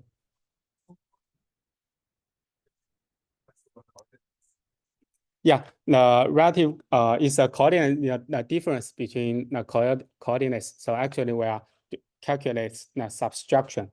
Yeah, instead of using the original one. Yeah, since the original one, if you are using it, actually it's not generalizable to other things. Yeah. Okay, good. Yeah, so these are some predictions. So every paper will have a kind of illustration. Okay, And also, yeah, for shape retrieval, so the next muscle one is the input query, and what the following are the written results using shape retrieval. And that's for in the bottom is object path segmentation. Yeah, and we can find that the results are quite good. It's very close to the ground truth. So here we ask the question, so is this the end? Do you have further improvements? Yeah, so actually we have another one. So point transformer is shown as the first solution, but actually we can also do further improvements. So here we have the evolution, the second version. So the second version is previously published in NUPS. So actually we mainly have two improvements. One is group vector tension, and another one is partition-based pooling. So this is a detailed design for these two modules, and we will go into details. For example, we first check the comparison between vector tension and group vector tension. Yeah, so the vector tension and the difference between scalar tension and vector tension is that for vector tension, we have additional projection layer to calculate tension weight. The tension weight is a vector compared to a scalar in classical self-attention. But if it is a vector, then the computation would be, the computation cost would be higher. So actually, we borrow the same idea from group convolution. Yeah, so actually we got kind of group vector tension. We divide the vector into different groups, and inside each group, we calculate vector tension and do the information aggregation here. And finally, actually, we can find that our group vector tension, GVA, we can find actually it can be viewed as a generalized formulation of the traditional scalar tension and the multi-head scalar tension. Yeah, so in this case. And another one further, we discover some of the limitations of previous sampling-based approach. And in this sampling-based pooling methods, the query sets of the point cloud actually there are no special lines show the information density. Yeah, so the point cloud density, yeah, Dr. Ni just also talked about, may also have the influence regarding our file performance. So here we are trying to do partition-based pooling, or we call it grid pooling. So here give a point set here. We partition it into different subsets, and we separating the space into non-overlapping partitions. And for the point cloud, for the coordinates, and for the features, we are using the pooling for min pooling and max pooling for these two. And similarly, we can have the similar designs, but most important backbone structure. Yeah, the processing module is changing. So originally we have the vector tension, but here we have the group vector tension. So this is the major difference. And here we have some comparison. For example, for these three data sets, well, our performance, the second version is higher than the first version. Yeah, and we also have some ablation studies. For example, the attention type and also pooling methods, some detailed module design. And yeah, we also show some the differences regarding the computational efficiency. Yeah, and this is a final comparison. For example, so previously the number of parameters, the inference time, and also the performance regarding MILU. And finally, our V2 actually we can find is much better than the first version.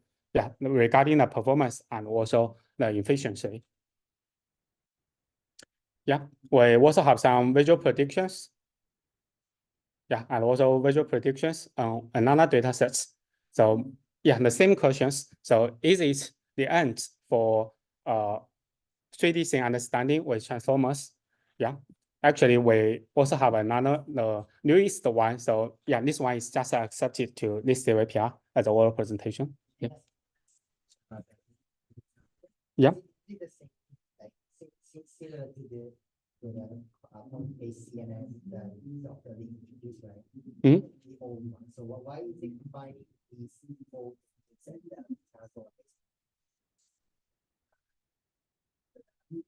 do you mean a partition-based sampling or grid sampling?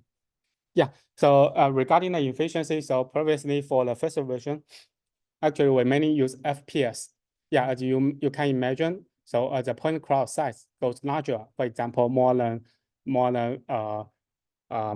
million, actually the computation cost will be quite high. Yeah, it's because we cannot do parallel computing. Yeah, because when you calculate the second fastest point sampling is based on the first one. Then the third one is based on the first and second. Yeah. So we are using, if we are using grid pooling, yeah, because we have the real geometry, yeah, the geometry information. We use grid pooling, actually we can speed up this process. Yeah. So that's a major difference. Yeah. I should have told you more about farthest point downsampling. I did not, but that was the original approach. Grid pooling is already the improved version. Yes. Yeah. Yeah. So if I remember correctly, so FPS is previously from PointNet plus That was from PointNet plus. But yeah. if you go back to the ablation slide, Mm. I think the main time comparison was.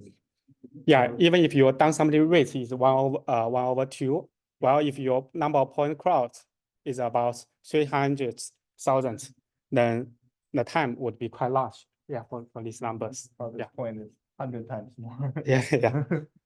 Yeah, so that's a major difference. Well, if you are using a grid pooling, actually you can do parallel computing. So it's quite fast. Yeah. Yeah. So the next one I'm going to talk about is our latest work, the third version of point transformer. Yeah, just accepted to CVPR 2024 and also as an oral presentation. So what's the major difference? What's the major modifications? Yeah, so if we want to do further improvements, so the first thing is we want to figure out what's the bottleneck from previous works. So the first thing we are trying to do is we try to do analyze regarding the latency tree map of PTV2. And here we show the tree map here.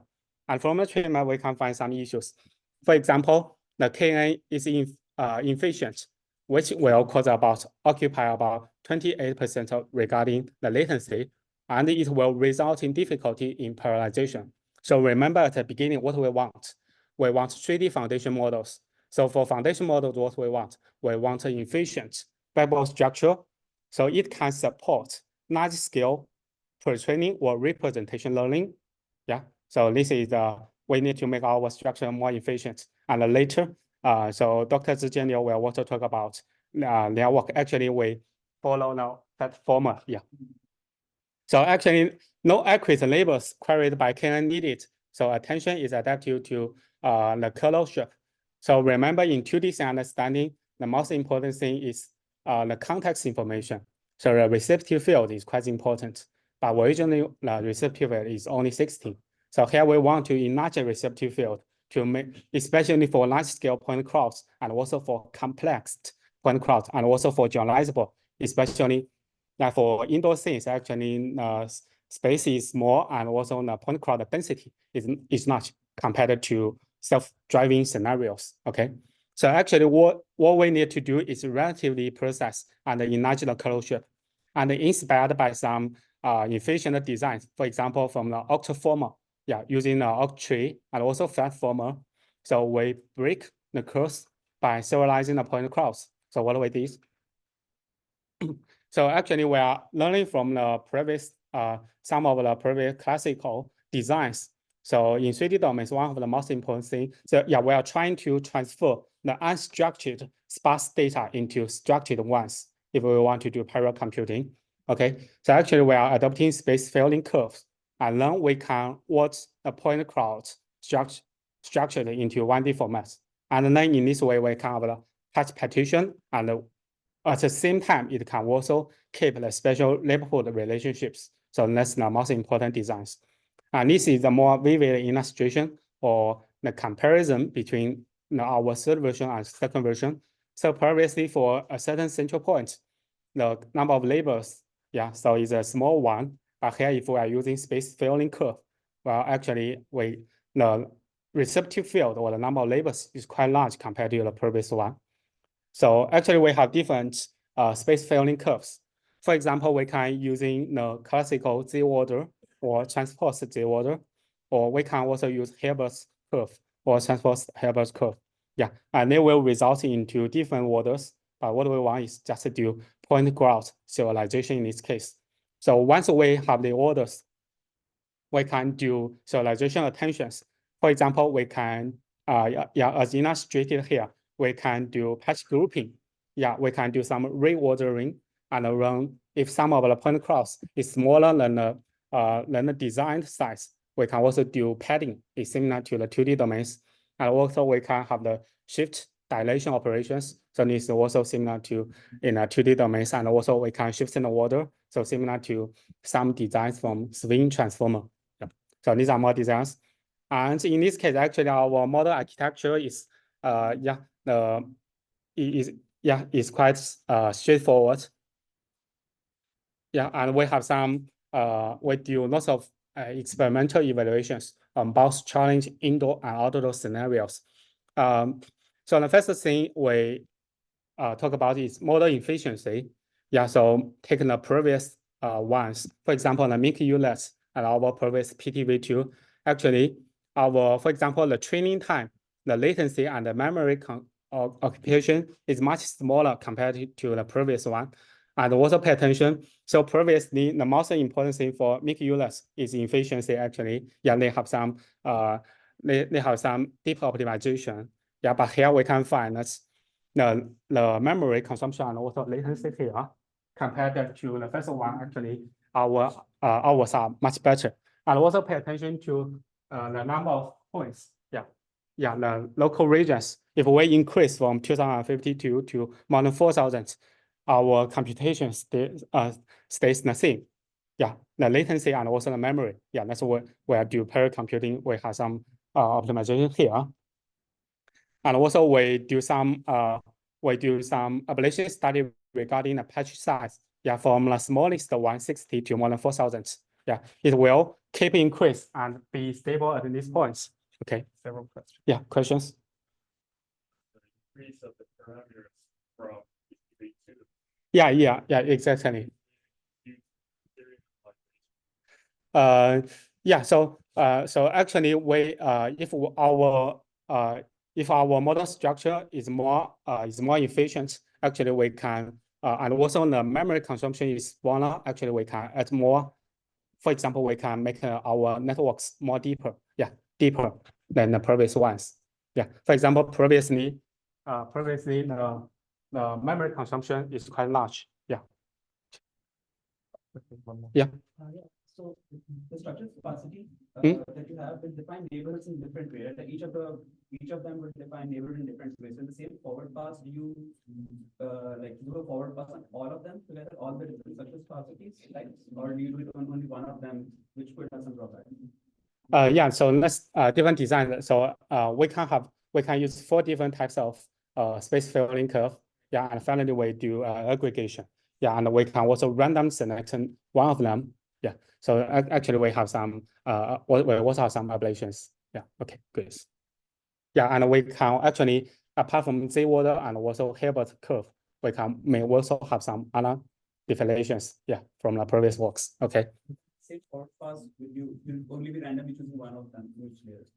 Yeah. Okay. Yeah, so we have more experimental evaluations. For example, for the indoor things on some classical data sets, like SkyNet and SkyNet 200 and also S3DS. Yeah, so we get better performance than previous solutions. For example, MIC-ULET, Stratified Transformer, PointNext, Octaformer, and also Swing 3D. Yeah, and we have PTV1, V2, V3, and also pay attention to this one. Yeah, there is a dot for a green dot for this one. Actually, it refers to where we do model training with multi-data set joint training. Yeah, so this one will be covered by Xiaoyang Wu in the following talk. Yeah, and a similar thing is for the 6-fold cross-validation. And we also have some outdoor scenarios. Yeah, so for outdoors, the dataset is mainly from autonomous driving. Yeah, for example, new things, Semantic KT, and also Waymo. We also got best performance compared to previous ones. And also for some instance segmentation, and one of the interesting things is the data efficiency. What's data efficiency here? Which means we may have limited annotations. For example, for a given point cloud, only 1% of the point cloud is enabled, or only certain number of points. For example, 100 points out of more than 100,000 points is enabled. And in this case, whether we can still get a good performance. Yeah, because labeling a point cloud is also cause lots of human cost. Yeah, and later for object detection in autonomous driving, and also for indoor model efficiency. And finally, what we get, so compared to the second version, we have a wider receptive field, 64 larger, wider receptive field, and our inference speed is higher, is faster, and the memory consumption is lower compared to previous solutions. And this figure is a final one, yeah. When compared to previous ones, you may be aware some of them may designed for outdoor scenarios. For example, for Chauffeur Former, it's designed for outdoor self-driving scenarios, and some of them, yeah, and also for Flat Former is for the Waymo detection. But actually, our solutions, this one represented by a green cycle, actually we performs the best for all of the indoor and outdoor dataset and benchmarks. And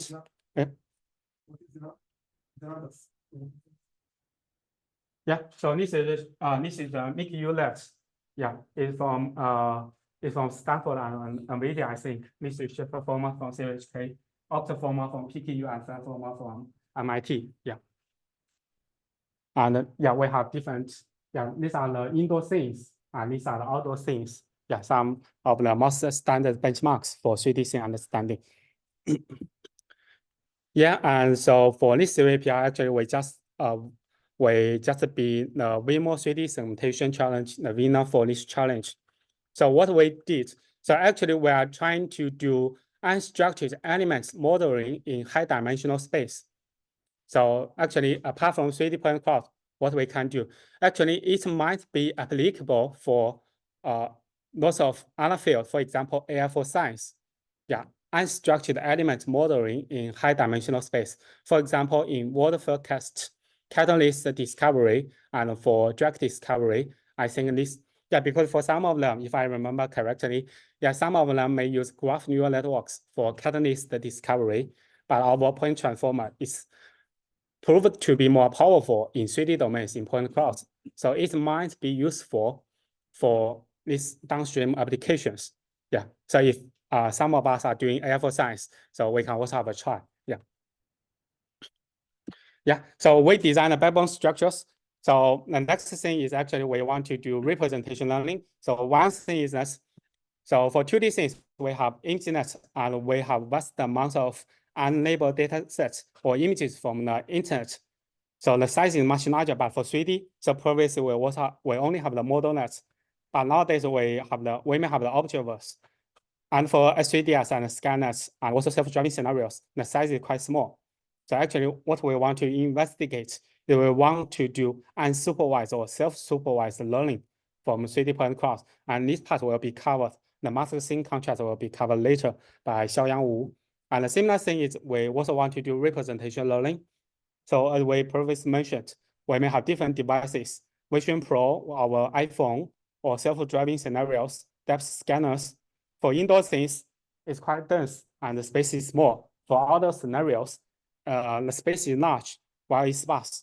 So how to utilize 3D point cloud data from different domains to do joiner training would also be a good solution if we want to make our model more robust and generalizable in the wild. Okay, so this one we will talk about point prompt training. So it will also be covered by Xiaoyang Wu. And once we have the powerful 3D backbone structure and also representation learning algorithms, and we can do similar things for multimodal 3D foundation models. We have GPT-4 point. Yeah, so this one is also accepted by CVPR 2024 as a highlight paper. Yeah, but for this one, it's just for 3D objects.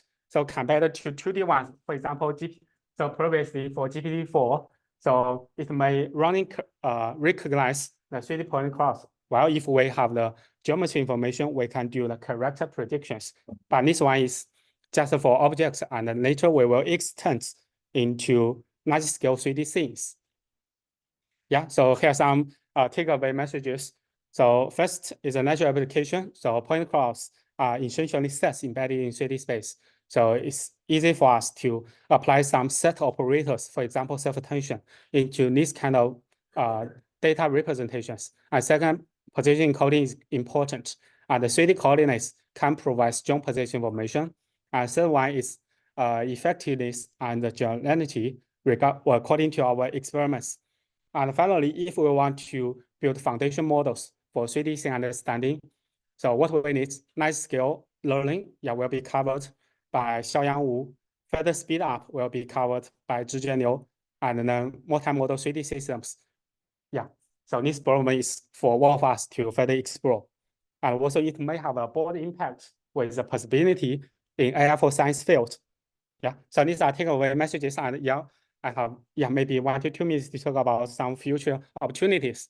So what we did according to our previous research in our group. So we're trying to unify backbone operators and backbone structures for indoor and outdoor scenes. So previously for the first version for indoor, mainly focus on indoor point transformer, for outdoor SparseCon, and then currently the third version works for both indoor and outdoors. The same backbone structure, and later we will also try to the same backbone structure and also the same network width parameters for 3D scene understanding in the wild. Okay, then we want to build 3D foundation model. So for nice scale pre-training, so we have the backbone structure.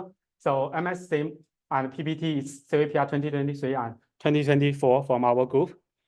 And apart from understanding or perception, we can also do joint perception and reconstruction. And also nowadays, 3D generation is also quite popular, attracts a lot of attention. We can also do joint perception and reconstruction. And for this part, actually, our group is currently working, 2 of our students. One is major on perception and one for reconstruction, working together for this one. And this one, I think some other groups is also doing. And finally, we can also do perception, reconstruction, generation, and reasoning. Lots of different concepts together. And what's beyond? So we can find a unified basic operators and backbone structures for 2D and 3D understanding.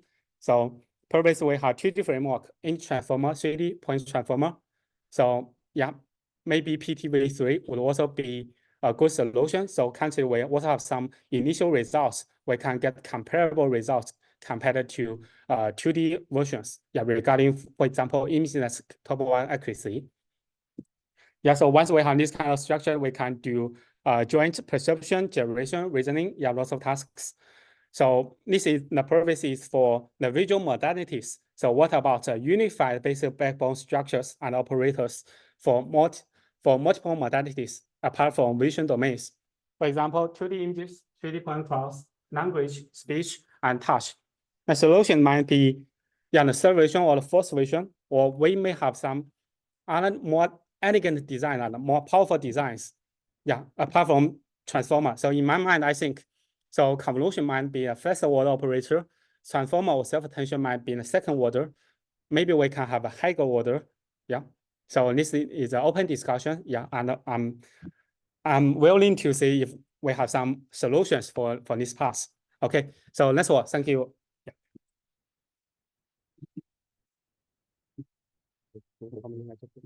I just so we are slightly over time, but we are, actually doing reasonably good. So we have a short coffee break and then probably come back at 10:55 with the next part. Okay, thank you very much for staying with us.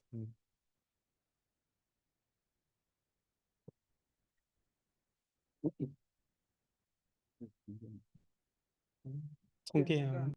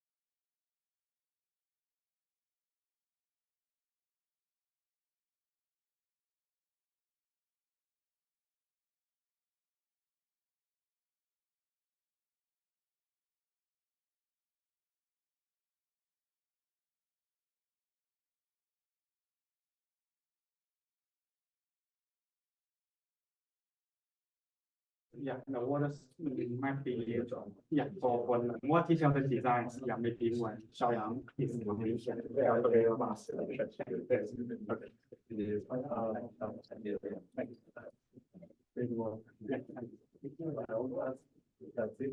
I think you how object actually. Yeah. Obviously, that Yeah, object detection test. Yeah, for the detail, I don't remember correctly, we adopt some popular detection from, yeah, maybe from, yeah, I'm not sure on the detailed design for seduction task.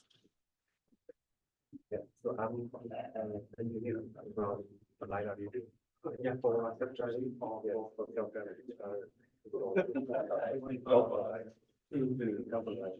I want to try transformer. yeah, so actually we release the code. Yeah. I just had a question. You want, you want to remember selecting, Yes. so.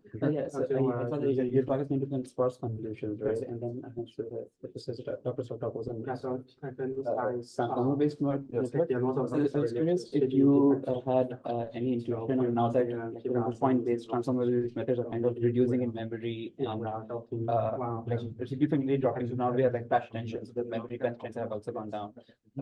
Where do you see, what do you see? I mean, we can discuss the computer talk as well, but then I was just curious with you, where do you see that? Yes. Where sparse convolution would still win out compared to So sparse convolution and point transformer are kind of the two extremes, right? So sparse convolution, the only way sure is like Right. it's not like point transformer is the other. I believe people is probably similar in the somehow preserve the spatial locality better. But also at the same time, it's easier. I think that very useful. I would say also like sure, I don't think also problem to have kind of the cycle, right? How to design like the model, like the owner is the kind of how we adapt it, and it's also how to leverage the optimization. I would think it's the regular. I also thought you were like a detail. I work on LiDAR. Actually, I also listen to NVIDIA. Okay, As well. Something to Nikolai, it's an engineer with a deep learning, you know, Rishi Barlow. one of the research sites. Oh, are you using Science? No, I was under Songs, I fish a large model. Oh, right. Yeah, probably they don't have probably 10 more. Yeah, so because like I see like a lot of these fields are kind of getting convergent, and I think like even in point cloud perception, we're kind of slowly converging. But point transformer is also kind of starting to borrow ideas from the more it's still like kind of voxelizing ideas. It's still set-based operation, but grid pooling kind of still makes it voxelized. As you mentioned, like there is some kind of yeah. That's because the current design is not that so if you follow some computational in a neighborhood presentation, it's probably has only been such a large data, and then you probably also that's why the best approach is to be kind of bring both algorithms system right bring them to rather than I will have. Right, yeah. So, are there any specific directions or like different applications that you're kind of pulling this because, or are you going to have something where are these not convolution based operations or optimizing for that?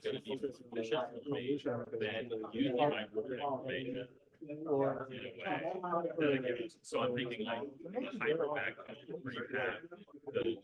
where you have the 2D lecture part. And then also, so in the sparse convolution, so one thing I've seen is kind of they need to require a lot of kernel optimizations every time it's compared to like, for example, transformer based methods where like NVIDIA is already working on optimizing mathematical right? Like you don't really need to worry about it. Like, so how do you see that going forward in terms of because you're joining a media as well, right? Like, media going to put more efforts in terms of it. Yes.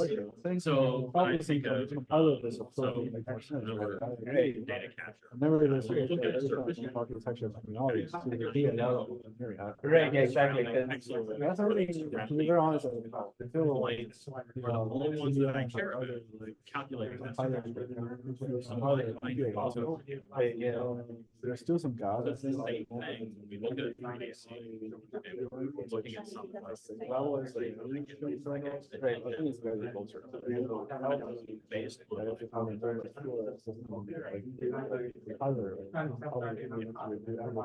Yeah, exactly. Cause like, yeah, cause now we're going from like a yearly basis shipping releases, right? So like, But also, like, on the other hand, we use everything from the sense, Gen, right, yeah. just as a small tweaks on top of that. So in that sense, right, as long as we have to do like Gen template that works for the. I don't do neurostate research. How we're. I agree, it's very expensive, and that's why I algorithm can help with it. So no neurostate. Probably not That's as terrible. It should be a pretty good start. Right, so you are seeing with the kernels, which can kind of, you can design the like on a high level, you can design the kernel and then it pulling in the same gem operations. That's the That's a Based on weird. your assumptions about the data, Since we already have this. Right, yeah. How we can reuse them as much as possible. I'm not sure in terms of the performance of the platform, but it's definitely in terms of engineering. Right, yeah, that doesn't make sense.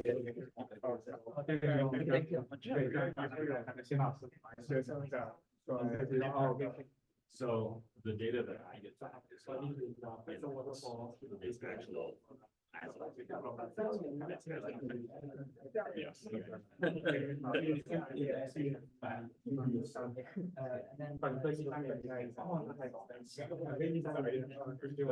Oh, no, it's fine. Oh, I was just. Throwing out order, like all the assumptions are based on. But physical sensors use typically order. Which kind of Time of flight, staying light on. Both of those produce some order data. So like point transformer, we throw out all that order. And how can we leverage that information to help us? Because we don't want to use like RGB convolutional, but that's what we want. Something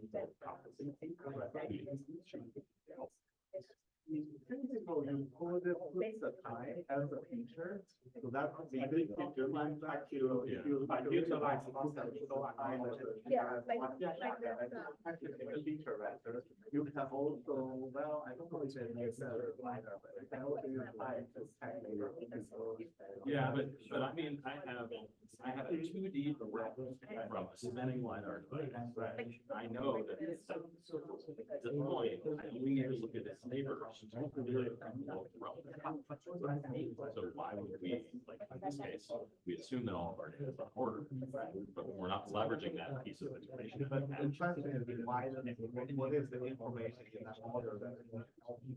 Well, and you want to calculate surface values, you don't need to care about.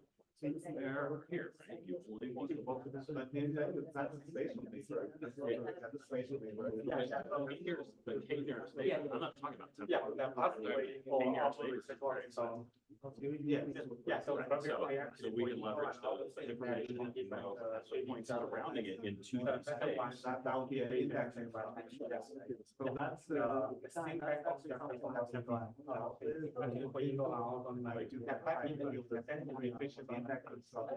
List all the. I think he was talking about specific. That way, specific. When we serial. So you can just put your serial. But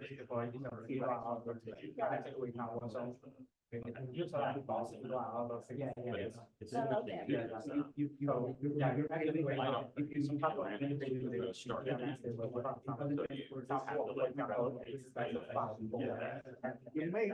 to kind of go all the way, you may want to actually break it apart. Yeah, and also have some Usually find the own curve. Yeah.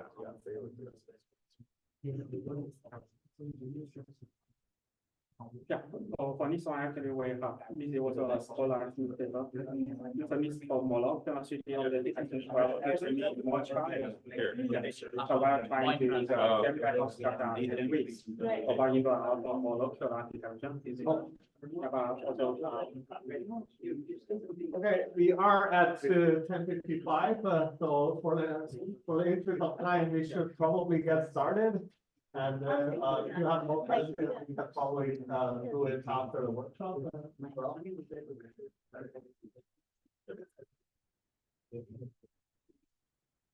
Right, so, yeah, next we have Dr. Zhijian Liu, who just graduated from MIT and is now at NVIDIA. Talking about efficient systems for sparse convolution. Yeah, thanks everyone for coming and thanks for having me here. So it's so nice to actually have CVPR Seattle this year. A fun fact, actually this profile photo of mine was taken at Seattle a couple of years ago. So it's actually great to be back. So today I will be sharing how we can develop efficient systems for sparse convolution, which can be used for point cloud models and can also be used for other types of models. I will share a little bit about that at the end of the talk. So a little bit about myself. I have recently graduated from MIT, and I worked with Professor Song Han, and my thesis research mainly focuses on how we can make deep learning more efficient using techniques like sparsity.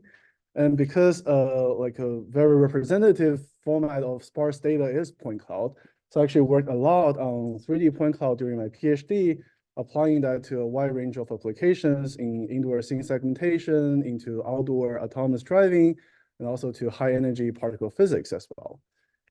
And after graduation, I've recently joined NVIDIA as a research scientist under the Efficient Large Model Group. So my research will be focusing on how we can make large foundation models more efficient, like large language models, multimodal models, and also diffusion models. And later next year, I will also join UC San Diego as an assistant professor. And my future research will still be focusing on efficiency, like on how we can develop algorithms and systems to make those powerful AI models smaller so it can be run on any devices to be more accessible and also more available. So yeah, a little bit of a advertisement. I'm actively looking for collaborators, both in industry and also in academia and also interns. And starting next year, I will also be looking for PhD students. So yeah, if you're interested or you know anyone who might be interested, so feel free to reach out.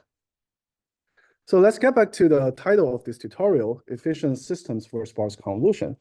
So there are three keywords in this title, efficient, systems, and sparse convolution. So I will spend a couple of minutes to like explain each of the keywords so that we can understand the scope of this tutorial. So the first keyword is efficient. So why do we care about efficiency?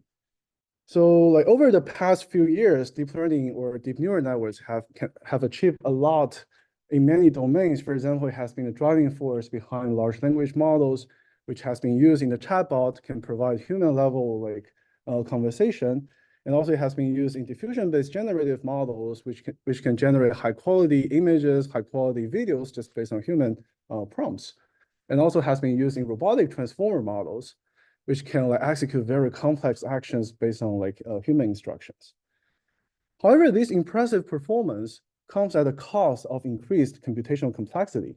For example, the language models can take more than 10 seconds to generate a sentence of like 200 tokens, even with 2 GPUs. Diffusion models also take seconds to generate image, and their training can cost more than $600,000. And robotic transformer models are actually offloaded to a remote TPU server. And even by doing so, it can only be run at around 3 Hertz, right? So deep learning now is very powerful, but also at the same time, it is very slow and also it's very expensive. So behind this lies a tremendous mismatch between the demand and supply of computation. On the supply side, the hardware is still making like consistent progress. For example, the GPU memory, if you take a look on this chart, it has increased from 16 to over 80 gigabytes. Now I think it's even more than that over like the past 5 years. Well, on the demand side, essentially the model size, if you put the size of recent large models onto the same chart, it becomes very clear that the hardware growth is fast, but it's not fast enough. And this gap is also becoming larger and larger. So one thing to note here is that all these are server-grade, high-end server-grade GPUs.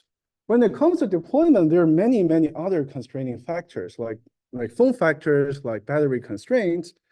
So if you think about point cloud, right? So there are mainly two like very popular applications. One is autonomous driving, one is like mixed reality, AR, VR applications. So for AR, VR headsets, we don't want the users to put on a backpack of computers, right? That will severely hurt the user experience. For self-driving vehicles, we also don't want a whole trunk of workstations, right? So these constraints will further limit the hardware that we can put on these devices for these applications. So that's why we care about efficiency, care about the efficiency for these point cloud models, so we can squeeze those large point cloud models onto those results constraint scenarios. So the second keyword in the title is systems. So when it comes to optimizing a model, there are typically two types of approaches, right? One is the system approach, one is the algorithm approach.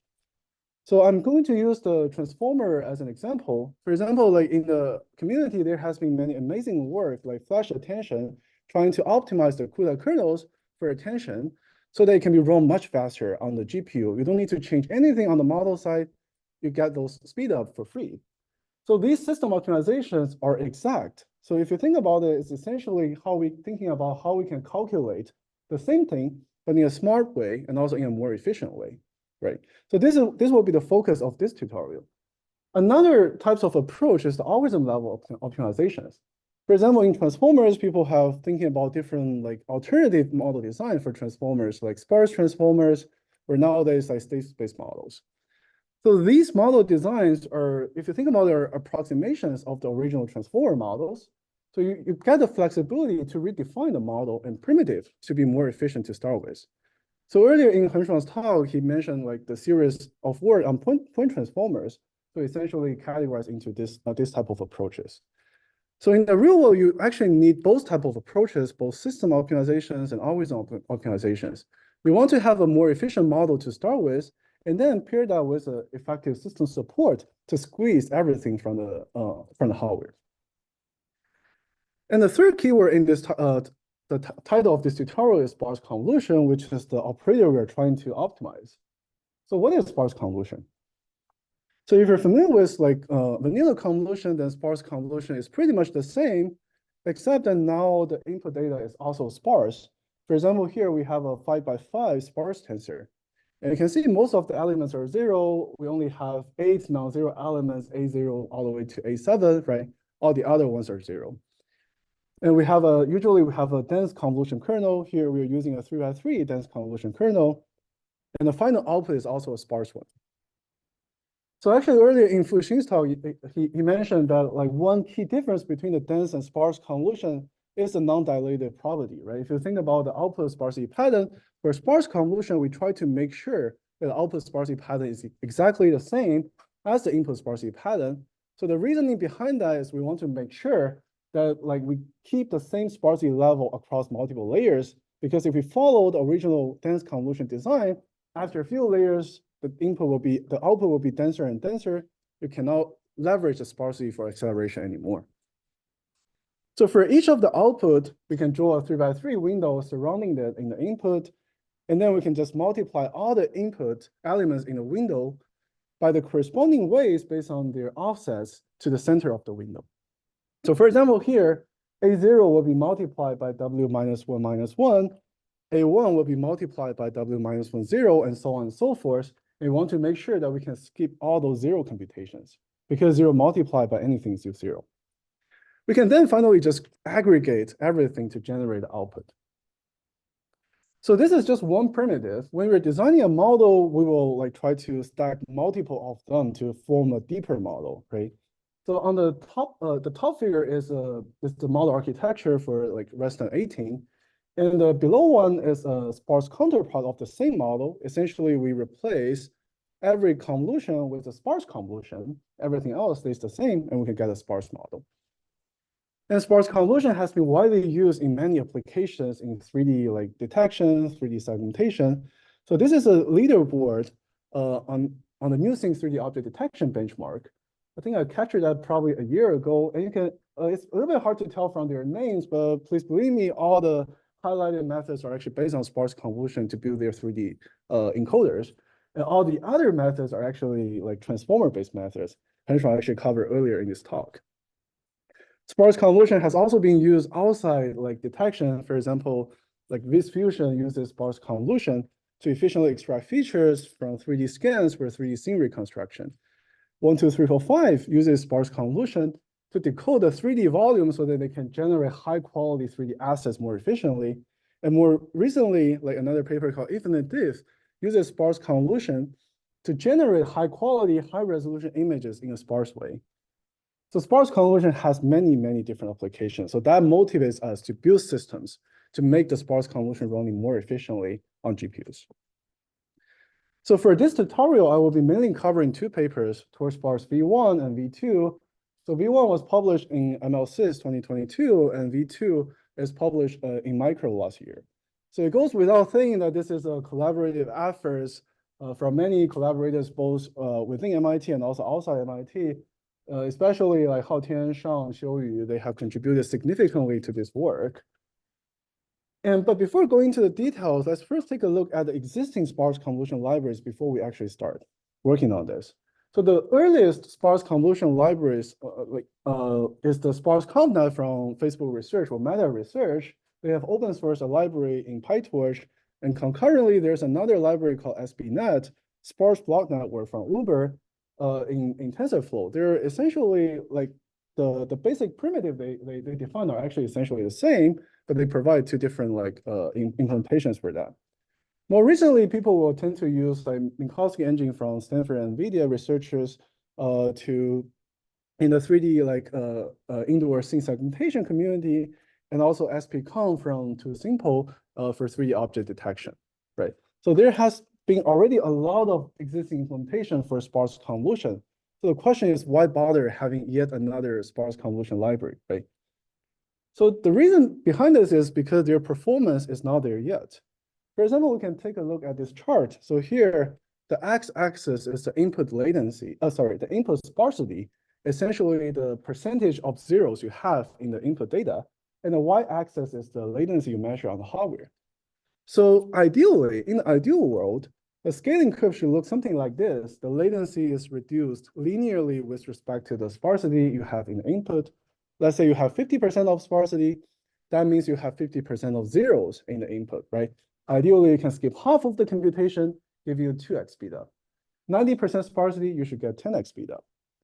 But for Minkowski engine and SPCon, this is what they have achieved. So you can clearly see there's a huge gap between the ideal scaling curve and the actual scaling curves. If you draw the horizontal line based on the dense inference latency, then anything above that is pretty much useless, because that means running things in a sparse way can be even slower than just treating the input data as a dense one, right?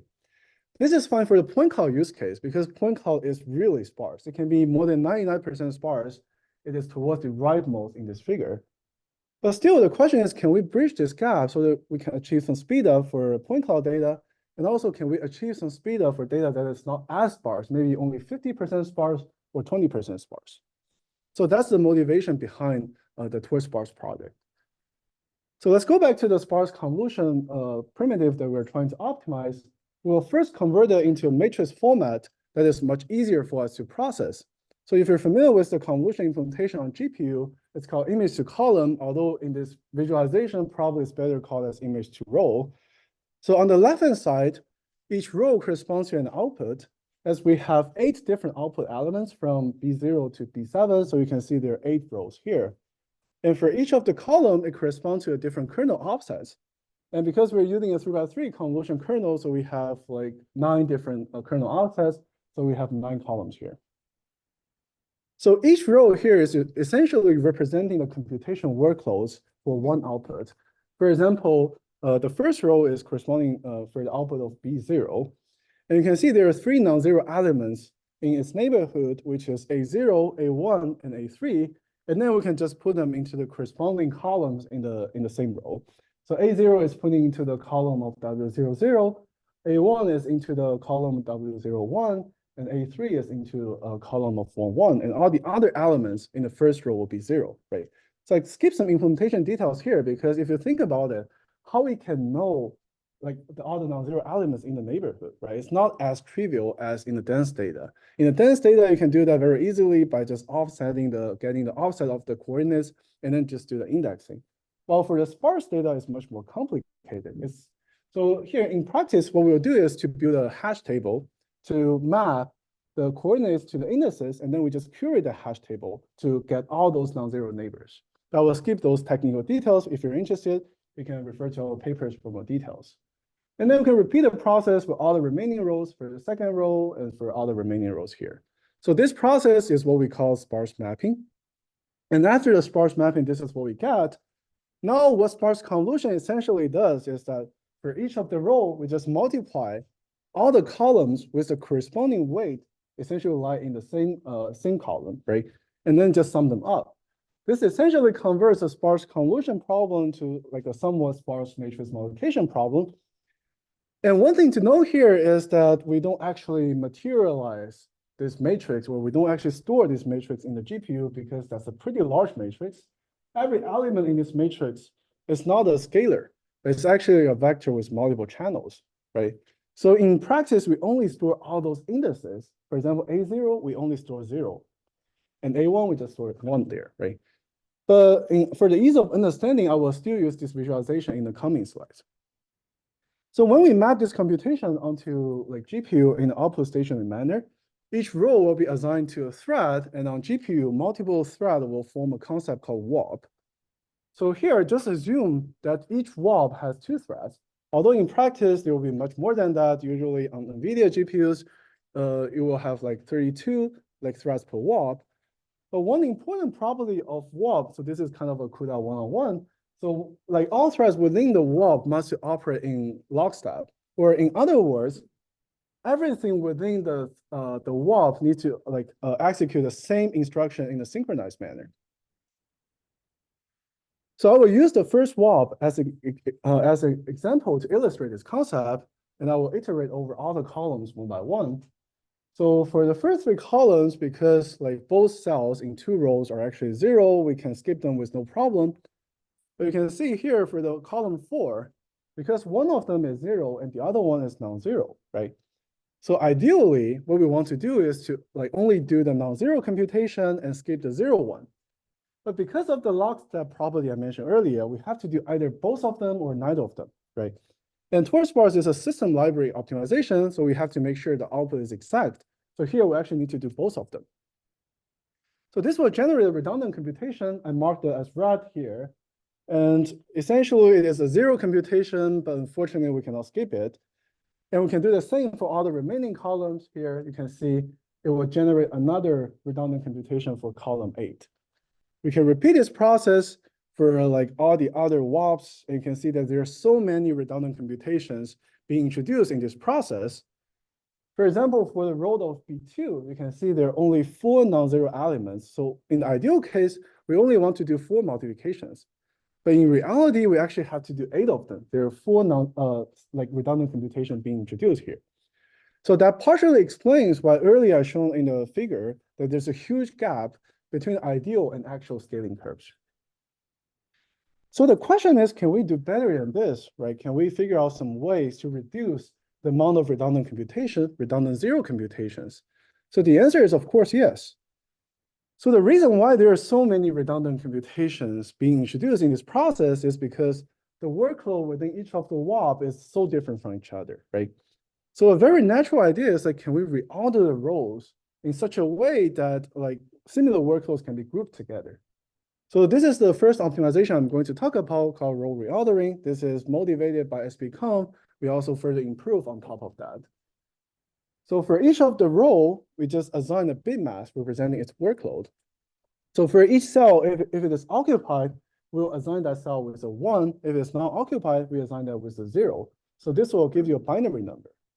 And then with that binary mask, we can convert that to a decimal value. For example, the mask for the first row is 0000110001.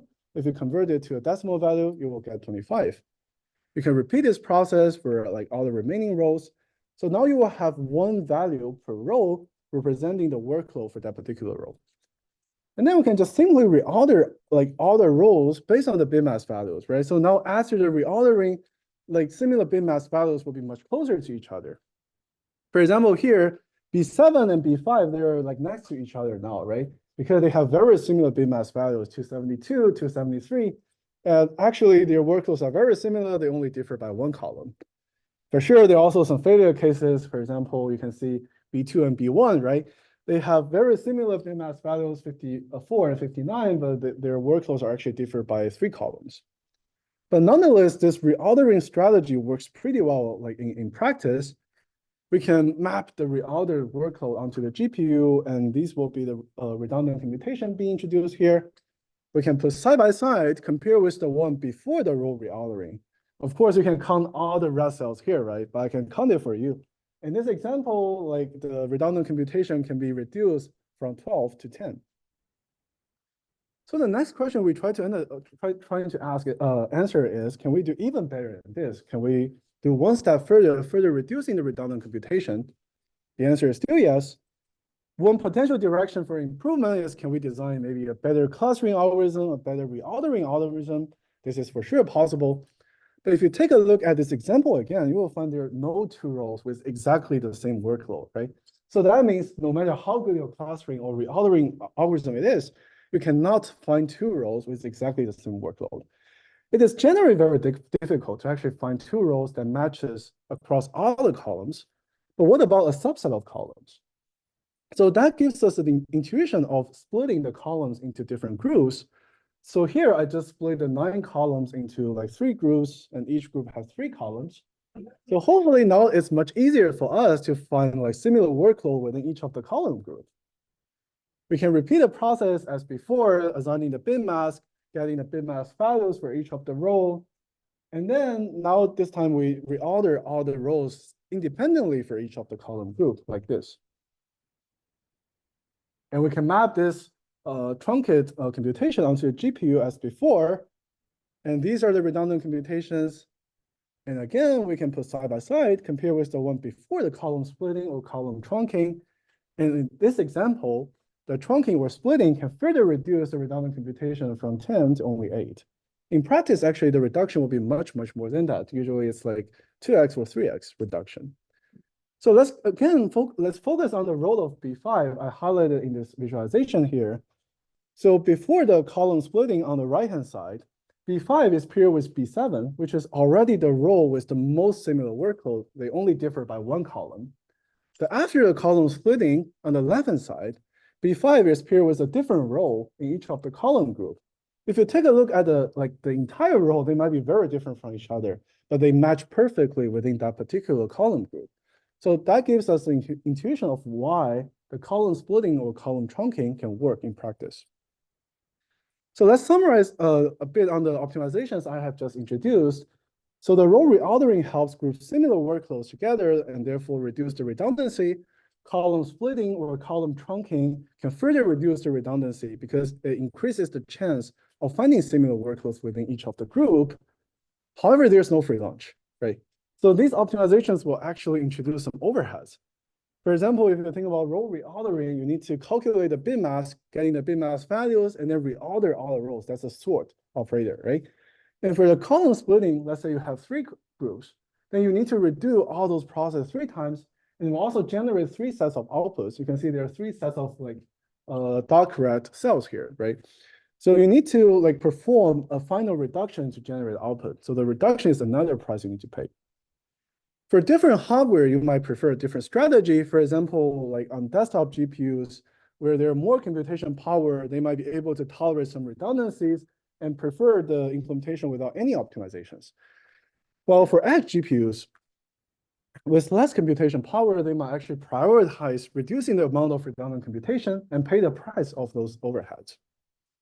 But that depends not only on the hardware, but also on the data and also sparsity distribution and also on the model configuration. Yes? do more optimization by splitting to dynamical size? How to Yes, you can actually, so the question is, can we improve the column splitting by like having a non-uniform splitting, I guess, right? Yes, I think it's a much larger design space, right? So in this world, we try to just do a uniform column splitting, but I think actually having a non-uniform one, right, can sometimes be even better. Yeah, I think that would be an interesting thing to think about, yeah. So yeah, because of that, we actually have built a data-driven auto-tuning based on the profiling feedback on the hardware to figure out what is the best trade-off, right? Between the control flow, between the computation overheads, and also the savings we have achieved. I guess you can also introduce the non-uniform splitting into the design space as well. So for different layers and for training, even for forward and backward passes, we allow the auto-tuner to select a different data flow with a different configuration. So that gives us a very higher level of flexibility to choose different configurations. So let's take a look at some of the benchmark results here. We have evaluated on a wide range of sparse convolution benchmarks. So here, different group represents a different data set and also a different model. So for example, here SK stands for semantic kitty, NS stands for news things, and WM stands for Waymo. If you worked on point cloud, you probably are familiar with those data sets and also those models like center point, Minkowski net. And these are the baseline results from the Minkowski engine and also SVComp V1 and V2. So here, the y-axis is the normalized speed up. So it's the higher, the better. And here are the results from our tour bars. So we are able to consistently outperform those leading solutions across all the benchmarks. And so there are a lot of numbers here, but you can focus on the rightmost group, which is the geometric mean across all the benchmarks. So on average, tour bars is 1.7 to up to 3.3 times faster than the other systems. And sparsity-based method can be applied outside sparse convolution as well. So we have also evaluated another operator called relational graph convolution. So this is a graph workload. And because graph is also sparse, so many of the techniques I introduced can also be applied there. So here the baselines are DGL and GraphFiller from Amazon and PyG from Kumo. And except on one benchmark, which is the AMRGCN, where the GraphFiller is slightly faster than our tour bars, we are able to outperform the other three systems on all the other benchmarks. And on average, tour bars is 2.6 to up to 7.6 times faster than the other systems. All right, so with all those system optimizations, where are we right now on this chart, right? So this is the scaling curve of our tour bars.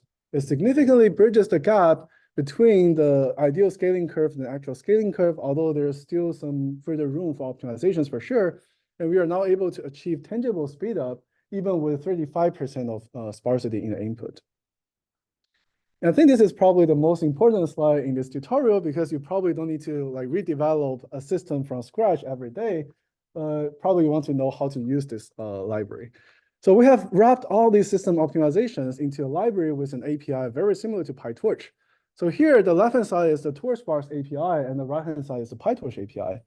So I have highlighted the changes you need to make to use the TorchSparse from PyTorch, right? So for the model definition, you just need to replace the NN with TSNN. Here, TS stands for TorchSparse. And for the tensor definition, you just switch to our sparse tensor API. And because it's a sparse tensor, now you need to provide not only the values, but also the indices of all those non-zero elements. But other than these two differences, you can basically interact with the model and the tensor in the same way as you would do in the PyTorch. So I highly encourage you to check it out if you're working on anything related. And we provide a single line installation that works well for different environment, different CUDA version, different PyTorch versions. And we also provide a few examples. If you check out on the GitHub page, we have a few examples on how you can build sparse encoders, sparse UNets using TorchSparse. We have open source implementation of TorchSparse on GitHub. It has received more than 1,000 stars. And what's really exciting is that TorchSparse has been used by researchers not only within the computer vision community, but also in computer graphics, robotics, machine learning communities, and enables many interesting applications. So sparse convolution, if you think about the applications, right? One natural application is the point cloud. This is what this tutorial is about because point cloud is very sparse. It can be more than 99% sparse. It can also be applied to other types of sparse data like graph, which can also be very sparse, but in a connection-wise like sense. But other than these sparse data, can sparsity-based method like sparse convolution or these type of like methodology be applied outside the sparse data to, for example, dense data? Because if you think about it, most data in our daily life is still dense, right? For example, the images, like videos and text, right? They are densely formatted with no zeros in it. So I would like to briefly mention like even with the dense data, there's still sparsity within it we can exploit. For example, in the image, not every pixel is equally important. There's high spatial redundancy. So here in this image, I have actually printed away 70% of the pixels from the image, but you can still understand the context of the image pretty well, understanding there's a lane marker, like there's a pedestrian, and also there's traffic signs, right? For video, there's huge redundancy in the temporal dimension. Here, I just simply extract like the consecutive frames, subtract the consecutive frames in the video. You already get a pretty high sparsity, and it works pretty well, like for fixed mounted cameras. And finally, for text, there is like token-wise redundancy, right? This is a review of a restaurant, and even if I only keep 10 words from it, right, we can still understand the meaning of the review pretty well. And if you're only interested whether the restaurant is good or not, we probably can just keep the first word, amazing, right from it. So sparsity generally exists even in dense data, but you have to carefully introduce them. It is very application, very modality specific. So next, I will spend a few minutes to provide a sip of like how we can apply these type of sparsity-based ideas to image.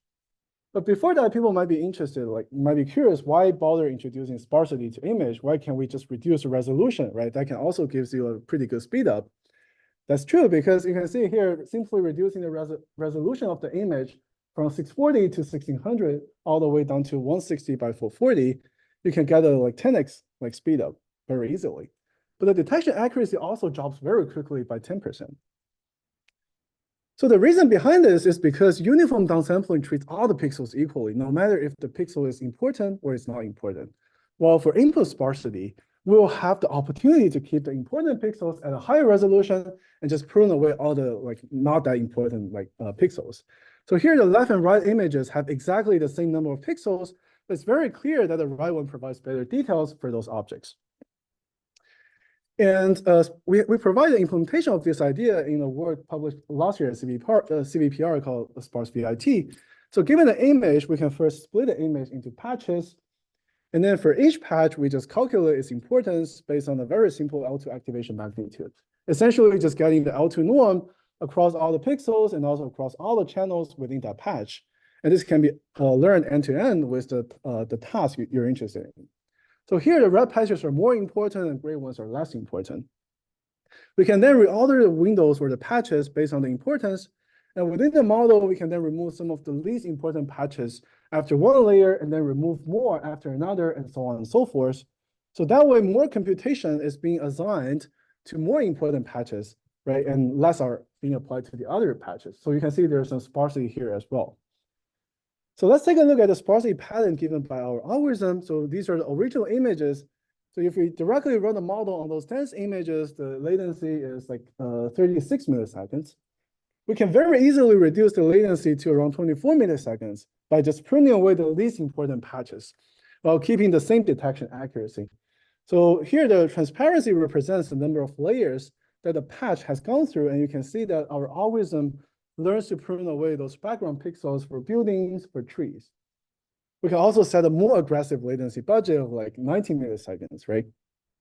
In this case, the model is not able to keep up the same accuracy, but the performance drop is still very moderate, around 1%.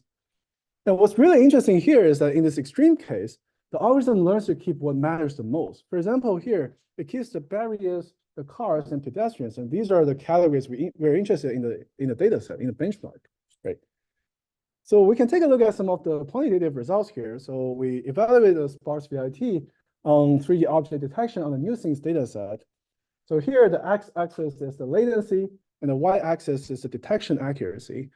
So the original model achieves like around 31% of accuracy with around 36 milliseconds of latency. So there are two naive ways of reducing model's capacity. One is just reducing the image resolution from 256 all the way to 192. And the other way is to reduce the model width, so we can shrink the model size. So compared to these two baselines, sparse VIT achieves a much better accuracy latency trade-off. With the same latency, sparse VIT offers like more than 1% higher accuracy, and with the same accuracy, sparse VIT is more than 1.5 times faster. We also have some results on some other data sets like a denser prediction task like instance segmentation on COCO. Similarly, here latency is the x-axis, y-axis is segmentation accuracy, the original model, the two baselines, and our sparse VIT. So with the same latency, sparse VIT is now like 2% higher in terms of accuracy, and with the same accuracy, it is like 1.3 times faster.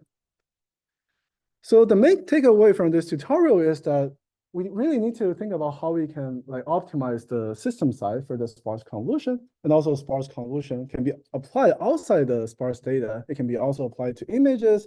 People can also think about how we can apply sparsity-based methods to videos, to text, and other modalities. So with that, I would like to conclude my talk, and thank you all for listening and being here, and I'm happy to take any questions you might have. Thank you.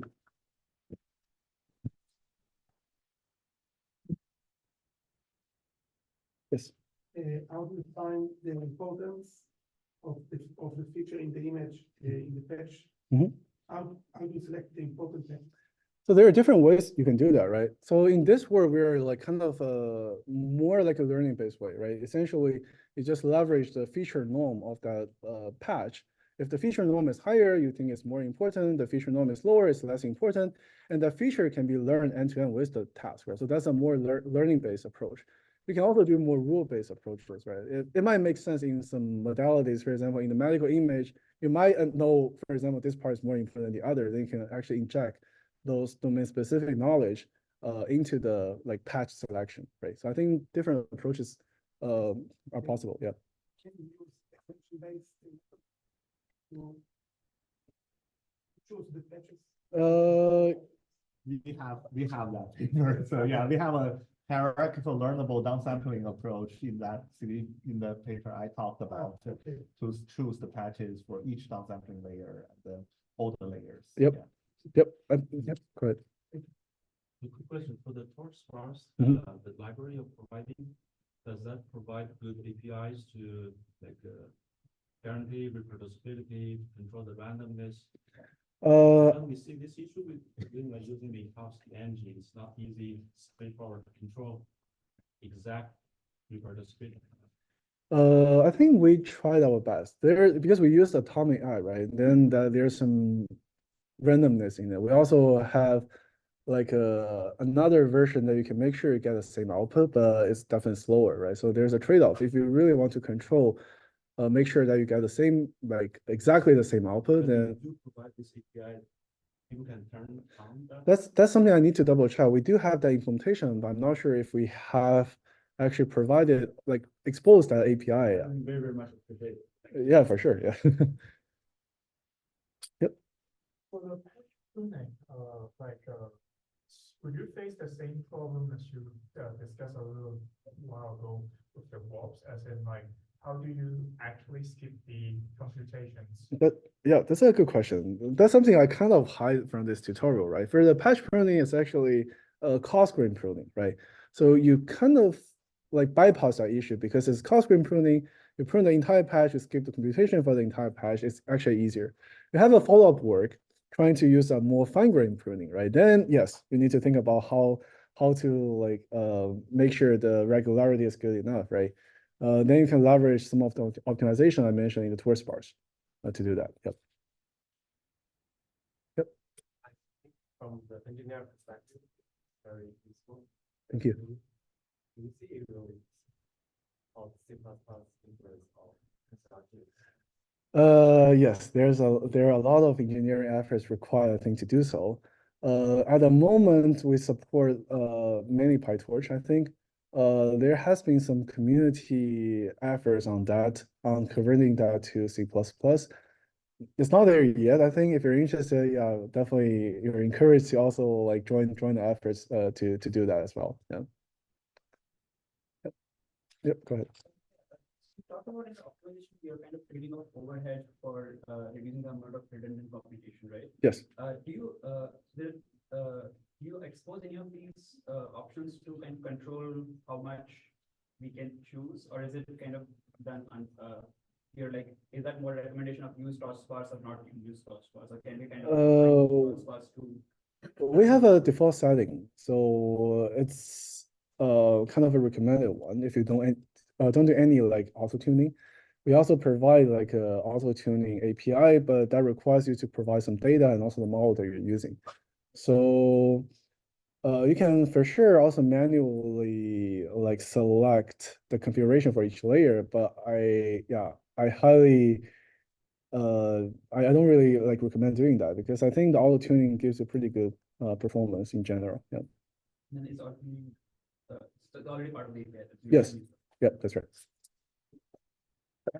Last question. Yeah.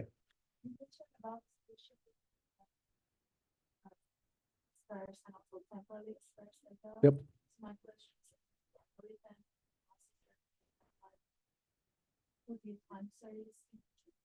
To the time series imagery.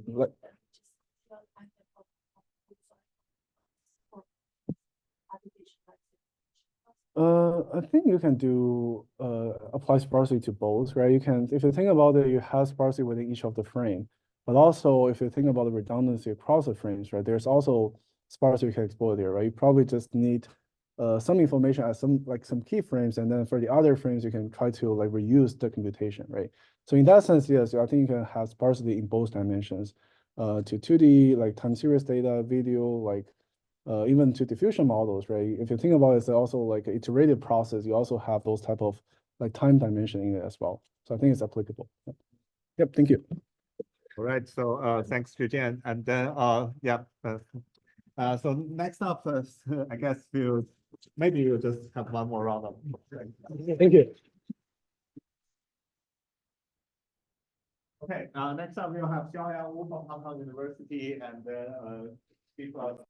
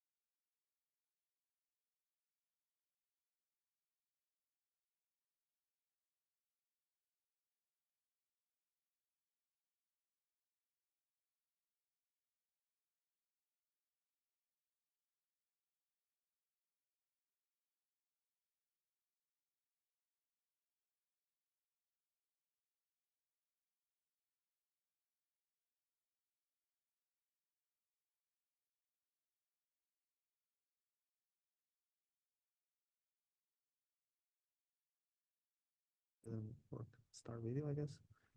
Okay. Okay, and then we are open. So can see the slide now?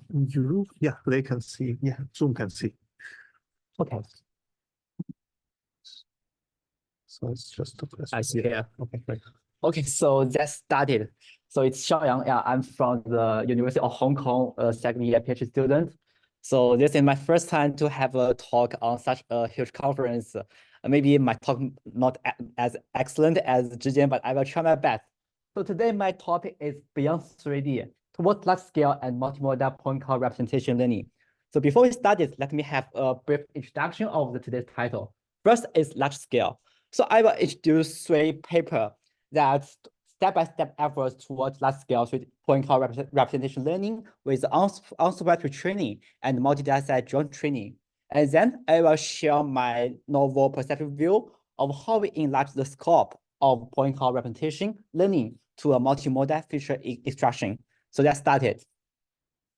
So first, let me have a brief understanding of the basic task of 3D representation learning. So what are we fighting for? What are 3D representation learning fighting for?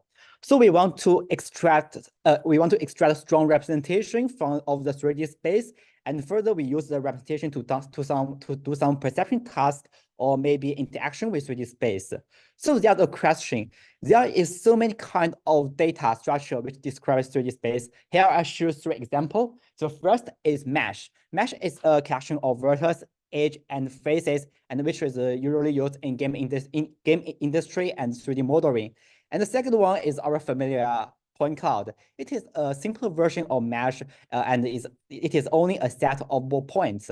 And the third one is sphere. Sphere can be viewed as an extension of point cloud. So it extends the concept of point to a surface element for better rendering effect. So now popular 3D Gaussian splitting is actually extended from this data structure. And also we introduce normal vector for perception task is also inspired by this structure. So there are so many kind of data structure. We choose what for 3D representation learning. So actually, I have to say that modern 3D representation learning is built upon point cloud data. Before I point out the reason, so let me first show how we use sensor to capture 3D space. So for autonomous driving system, they use LiDAR scanner to capture point cloud like this without color, sparse, spatial pattern. And for some static things, we can use a more expensive device. We call it laser scanner, and sometimes integrated with RGB camera, so we can capture dense and this colorful point cloud like this.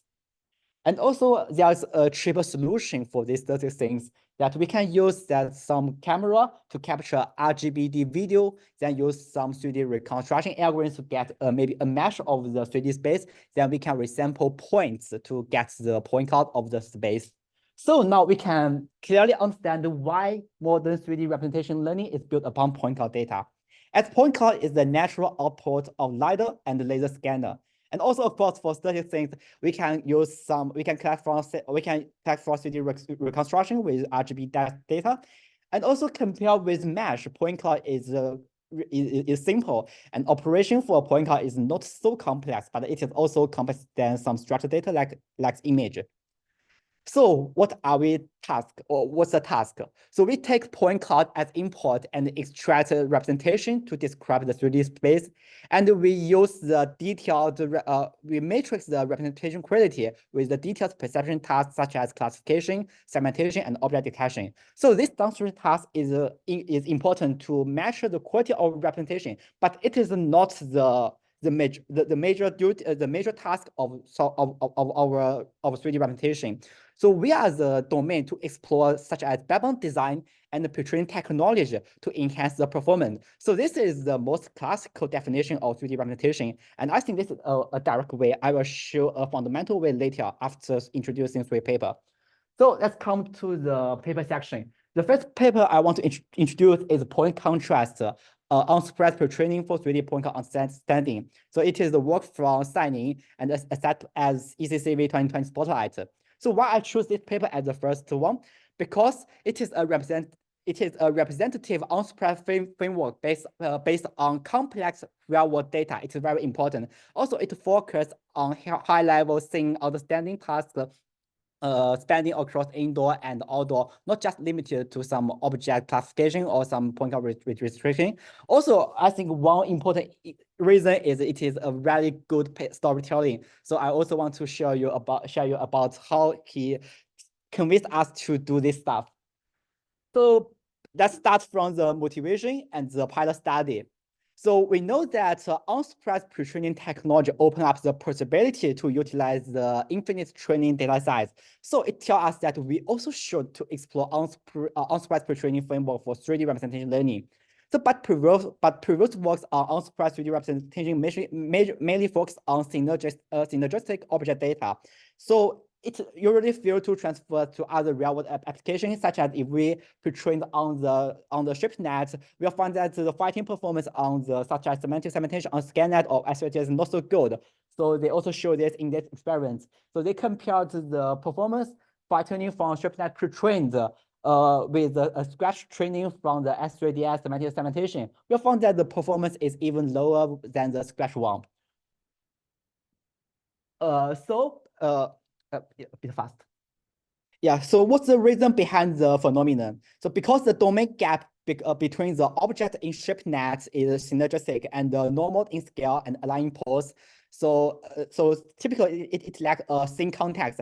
And also, we had to say that point level representation is important because if we direct train on an object instance, we cannot we can only obtain get global representation, and it is not sufficient for some high level tasks such as semantic segmentation.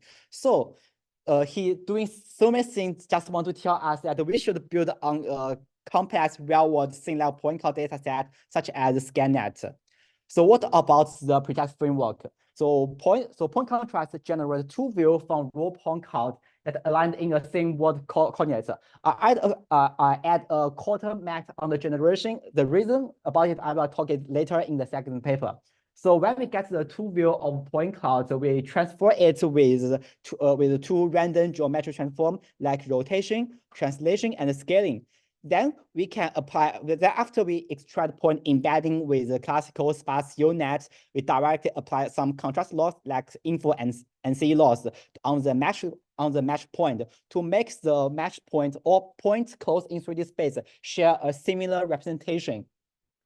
So the framework is quite simple, but it do have sure it's a great baseline. It have a consistent improvement on both indoor and outdoor object level and also scene level data. So let's come to the second paper. So this is my work accepted by CVPR 2023. So we also start from the motivation. So as unsupervised pre-training framework open up the possibility to utilise the infinite data. So but when we try to enlarge the training scale, maybe with some multi-dataset joint training, so we try to join training with ScanNet and ARKSync from Apple, but there are some issues occurred when we're doing these things. So we found that two stumbling blocks behind the process we enlarging the training scale. So what's the details to stumbling block? So first, let's go back to the point contrast. I said the point contrast generates two pair of views for contrast learning. But how to achieve this? Actually, ScanNet is a data set from RGBD data. So the process of point contrast two view is extract raw RGB frame from the raw data, and it projects each 2D frame into 3D space. Then we get some frame level point cloud view. Then it compares to compare the similarity of each frame. I have to say it's pairwise computed. Then select the pair that have an overlap rate larger than 30% as a contrastive view. So is matching RGBD frame is a really good choice? The answer is no. So the first thing is redundant frame encoding. As we can see that one frame can be matched multiple times. So during each output, we need to encode the frame multiple times, which is a redundant computing burden. Also, another issue is low learning efficiency because the framework that we can only iterate some frame level contrast. We can see here that just a small part of the ScanNet. So it means that every output needs a lot of iteration. So it is not efficient. And another major issue, I have to say that it can only apply on some 3D point cloud data generated from raw RGBD video. And I see that it uses raw RGB frame to get the contrastive pair. So the question is why point contrast didn't generate contrast view directly from some maybe to augmentation such as the independent random crop. We also tried this on the ScanNet, but we found that if we just to use crop to get two contrast view, mode collapse occur. So what is mode collapse? So it means that all features that collapse to one single vector. So inspired from the great work SimClear, we assume that as long as the model can still converge, we should increase the challenge of the pretext task as much as possible. So to solve the issue, we want to use directly to generate contrast pair from the point cloud, and we want to use a stronger data augmentation pipeline and also combining model point mask point modeling to achieve this. So this is our overall framework. So the first step, we use the data augmentation to generate two contrastive view, not from raw RGB frames, direct from any point cloud. So the augmentation can be seen in the previous slide that we apply some spatial we will design the complex spatial augmentation, such as crop, rotate, and jitter, and elastic distort, and also well-designed photometric augmentation. Here we can see that we simulate the daytime and the nighttime of the single scene. Then we generate two contrastive pair of masks to apply to the two views. And for the mask point, so we use the learnable token as a replacement. So then we encode the two frame with a backbone, so also sparse units. We get the embedding of both unmasked point and masked point. So of course, we also use a contrast learning to make the point in the 3D space close to share a similar feature. But besides that, we have additional reconstruction tasks. So we have an additional head to predict the mask point, the mask token to some color information and normal information. So compared with the point contrast, so our framework only need to pure point cloud data, which only cost about 20 G storage instead of 500 G storage, so which significantly reduce the budget. And we enlarge the training effort from only 5 to 600, but the training hour is reduced from 48 to 11 hours with 4 GPU. And the performance is even much more stronger, and we also show the effectiveness on the data efficient setting. So let's come to the third paper, towards large-scale 3D representation learning with multi-data point training, which is set by this CVPR. So in the previous masking contrast, I said that we used to try that multi-data joint training with ScanNet and ARKSync, but actually we found that the promotion is really limited. So that encourage us to further to discover the reason behind it, why we simply enlarge the data scale didn't bring a better performance. So we also started with our motivation and the pilot study.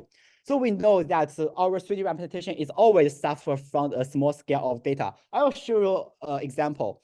So after necessary grid sampling, so it is a similar operation like the resize in image. A scene level point cloud data in ScanNet only contains approximate 100,000 points, which is only similar to a 300 image. And we know that the so-called largest indoor perception data set, ScanNet V2, only contain 1,600 scene level point cloud. So we can see that the largest data set only was 1,600 image. So we also have some experiments. So especially when we explore the point transform vision tool, we found that the extremely small scale of data across significant overfitting as we can see that the validation loss is increased during the training. And also, we used to know that when we train a 3D perception model for different data set, different tasks, we need to a different parameter tuning. So this is all tell us that we need to increase the data scale, and we cannot wait someone to donate a larger scale of 3D data set like ImageNet. It is impossible. So we should to explore the potential of multi-data set joint training. But we choose to use the ScanNet S3DS and Stratasys 3D to explore this problem. So because ScanNet and S3DS are the most used real-world data set in the realm of 3D perception, and the Stratasys is 3D is a larger scale of synergistic data set. So both the three data set have semantic annotation. So we can use the supervised setting to matrix the quality when we join the quality of representation when we join training. So we have a pilot study. So here's the results. The underlying result means that the performance we train on a single data set. But when we naive join two data sets, such as when we join training with ScanNet and S3DS in the semantics segmentation, we found that the performance is even worse. So when we engage the three data together, the performance is even worse. So it seems that there exists a negative transfer between the different data sets because the huge of domain gap. So the issue is how we solve the domain gap between the data sets, each data set. So this is our basic framework to solve the issue. So it has three major components. So the first is domain prompt. domain prompt is learnable token to embed the character of each data set of each data source. So it is separate for different data sets. So the second part is a prompt adapter. It is a learnable, it is an additional learnable module which is not which is distinguished from the backbone module. So with additional parameter which can focus on the domain gap between each data set, the backbone itself can extract a more uniform representation from different data sets. So the third is the categorical alignment, because we base our setting on the supervised joint training. So it is also important to solve the different label space of the different data sets. So this is the detailed method of the framework. So first, for the domain prompt, we propose the prompt-driven normalization, because inspired by the style transfer in style transfer. So they use a different normalization to transfer from A style to B style. So we also distinguish to we also separate this part to different data domain to get the to make the backbone to solve the domain issue. Also, we use the language guided categorical alignment. So we know that different data sets have the different assets of the label space. So we can extract the embedding from the clip of the different class and make the representation close to each class. Okay, so with PET, we are able to achieve total performance across multiple data sets, even with one share weight model. Also, PPT further puts the limit on both indoor and outdoor perception tasks. Here we can see that it also works on some outdoor setting. We also join training with the Semantic Kitty, NewSense, and Waymo dataset, which brings a stronger performance. So when we finished the prompt training, we found another issue worth discussing is about the backbone. So when we enhance with large scale pre-training, we found that the 6 years ago sparse unit have a stronger performance than point transformer in accuracy, while it still remain efficiency. But our point transformer is failed to further scaling up due to the limitation in the efficiency. So it forced us to assume that maybe model performance is more significant influence than by scale than by complex design detail. So we should also prioritize the simplicity and efficiency over the accuracy of a certain mechanism. So this is exactly the principle how we design our point transformer V3. So based on this setting, so let's go to what I think the fundamental challenge for the 3D representation learning. So actually, we are not just to try to extract a strong representation from point cloud data. We are trying to extract strong representation from high-dimensional sparse data. As we can see here, the unstructured nature to prevent us to encode with operation designed highly optimized operator designed for structured data, and the sparsity force us to filter batch data into even grouped for efficient point cloud processing. But actually, I want to say that many high-dimensional data with positional information can also be viewed as a point cloud. So like image, that when we treat each pixel as point, we can also view it as a point cloud. And also for some AI for science data, such as climate to 2.5D, so it seems that we can use all existing point cloud backbone to extract embedding from point cloud, but actually not, because if we abandon the structured nature of some data, so it will force us to extract embedding of some modality in a low efficiency. Then we lose the possibility of handling large scale of data. So the major issue is the scalability, the power of handling large scale of data. So that is also exactly why we propose point transformer V3 so we want to get a new backbone which can efficiently to extract also unstructured data. So our solution is not to treat unstructured data is unstructured. So we try to find a way to transfer it to a 1D structured data, and then we can use the highly optimized operator for the structured data. So now we have the point transfer V3, which provides a universal strategy to transfer high-dimensional sparse data to a 1D structured data. And we can efficiently to extract embedding from this kind of high-dimensional sparse data, including image. And also we have Pom-Pom training that provides a universal method that we can use multiple source of data and joint training. So there will be many interesting things was to discuss, such as what will be how will different model benefit each other if we use a single backbone to extract the embedding. Also, will the model with a model with a dominant scale of data will overwhelm the model with a small scale of data. And also, of course, we can use a single backbone to extract a feature for multiple modality. Okay, thank you. That's all about my talk. So more about our work is available here. You can scan the QR code for our code base and our homepage. And we'll have an oral talk tomorrow about the point transfer V3, and the post session information for our post session about Pom-Pom training is also here. So thank you.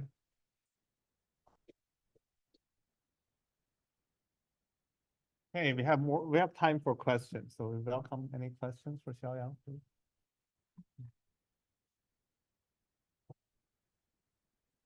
Yes. Can you just go over one more time if you're just using the point transformer as an alternative to PointNet, what the big difference between the point transformer V1 and V3? Yeah, good question. So let's go back to this slide. So I said that's a fundamental task for us is to handling high-dimensional sparse data. We know that for sparse data, we can in 2D formulate is here. That's unlike the dense unified image. It is continuous sparsely layout in the space. So we arrange data in this format. That's a position vector with n plus p and a feature with n plus 3. So we know that this kind of data structure is a permutation invariance, which means that we typically, such as k-NEAR-Stable and our V1, V2, we treat it as an unstructured data, and we rely on k-NEAR-Stable to query the neighborhood to build up an accurate neighborhood, and then we can further to extract the embedding with this kind of data. But we know that it is extremely low efficient, and we know that the k-NEAR-Stable take up to about 26% of forward time in V2. So the solution is that we should abandon the tradition that we treat point cloud as unstructured data. Actually, we can turn it to a structured data to a 1D vector like a language token. So the issue is how we find a way to project it to a 1D structured data while still preserve the spatial proximity in the 3D space. So this is what we solved in point transfer V3. We use space filling curve that which preserve the spatial proximity, but not so accurate as the k-NEAR-Stable, but we know that attention is adaptive. It can fit this issue. So thank you. This is a very good question to help me to complete my this topic. Yeah, okay, also again. There's no question. Yeah. The self-supervised learning approaches. Yeah. That this is like, maybe you already touched on it, or maybe it's like too simple that it's not even worth considering, but why don't you just give it a point cloud worth of data, like remove half of the points to get it to predict? So I use one word, it's scalability. So if we make the pretest task too hard, a huge leap, our model maybe cannot to converge. So we should gradually to scaling up the challenge of the unsupervised setting. So here we actually have a hyperparameter about the mask rate. So we should gradually increase the mask rate until the model cannot to converge. And this is so when we get the numbers, this is the best tuning. Yeah, which means that as the model can converge, we should make it as challenging as much. Yeah, please. You mentioned when you use large scale training with sparse unit and then you compare it with point transformer V2. Yes. So in that particular case, how exactly are you doing the comparisons? So because in the slide it looked like we use large scale pre-training with sparse unit, but you did not do large scale pre-training for the point transformer. Yeah, because we cannot. We don't want, because the classical point-based method, as we treat point cloud as unstructured data. So it is extremely inefficient in both memory and speed. So for example, when we train a scratch sparse unit on ScanNet, it takes about 4 GPU, about 6 to 7 hours. So when we enlarge the data scale about 4 times, 6 times, so we only need 4 GPU to train about 2 or 3 days. So we can have many time to explore this question. But if we shift to point transformer V2, maybe we can run it with 800, about 800, about 18 memory. But but for Scratch V2, we train on ScanNet, it already needs about 2 days of training. So when we so in this case, when we enlarge the training scales about 4 times or 5 times or 6 times, it will take about half a month to finish one experiment. So it is impossible for us to get the answer to do some exploration. So efficiency is very important in the scaling up. And when we scaling up, we will bring stronger performance. This is also what we want to tell in the V3. So the V3 experiment kind of proved that if you would have been able to scale point transformer V2, it would have been better with the same data, right? Use the same data set for both and the same amount of training time for both of them. Point transformer V2 would have been better, but to scale it, you need point transformer V3. Yes. Any more questions? Okay, thank you for questioning. Okay, so that kind of concludes our tutorial today. I would like to just mention that it's also the first time we are working together. So if there's any kinks that you didn't like, yeah, we'll try to improve. But also, like we are all mentioning, I just wanted to remember, like point clouds is not just 3D. We have a lot of work. We all are mentioning work in 2D images. We may have like stuff about molecules, physics, and things like that are all can be solved by point cloud approaches. So we should basically explore. There's advantages of using point cloud-based approaches. You know this. And the other thing is keep tuned to our project page. So we will put all the slides and the videos onto the project page. We are also thinking about writing up a document which will provide like more comprehensive information. There are like some of the parts that we missed in the tutorial. For example, we really wanted to actually explain you the packed representation about point clouds, how you can put multiple point clouds with different sizes into the same batch. There's like this representation that we can just concatenate them, and then there's some detailed coding level stuff that we are hoping that we can put into that document as well. So yeah, keep tuned on the project page. We'll get new updates for you. So we really hope that page will in the end provide all the information that you would want in terms of building a point cloud network. And there's also maybe there's also reasons to look into all these different architectures. Maybe point transformer V3 has the best performance right now, but that doesn't mean it solves all the problems, right? There's also go think back about the equivariance, the invariance awareness, and things like that. And so all these things, and then also like potentially we can have smaller models. There's like different use cases, and they may require different kind of models. And so definitely just, I think it will be great if you can keep an open mind after this tutorial, and hopefully this would kind of enlarge the scope of your thoughts, and that would be we will think we would achieve our goal if that's the case. Thank you very much.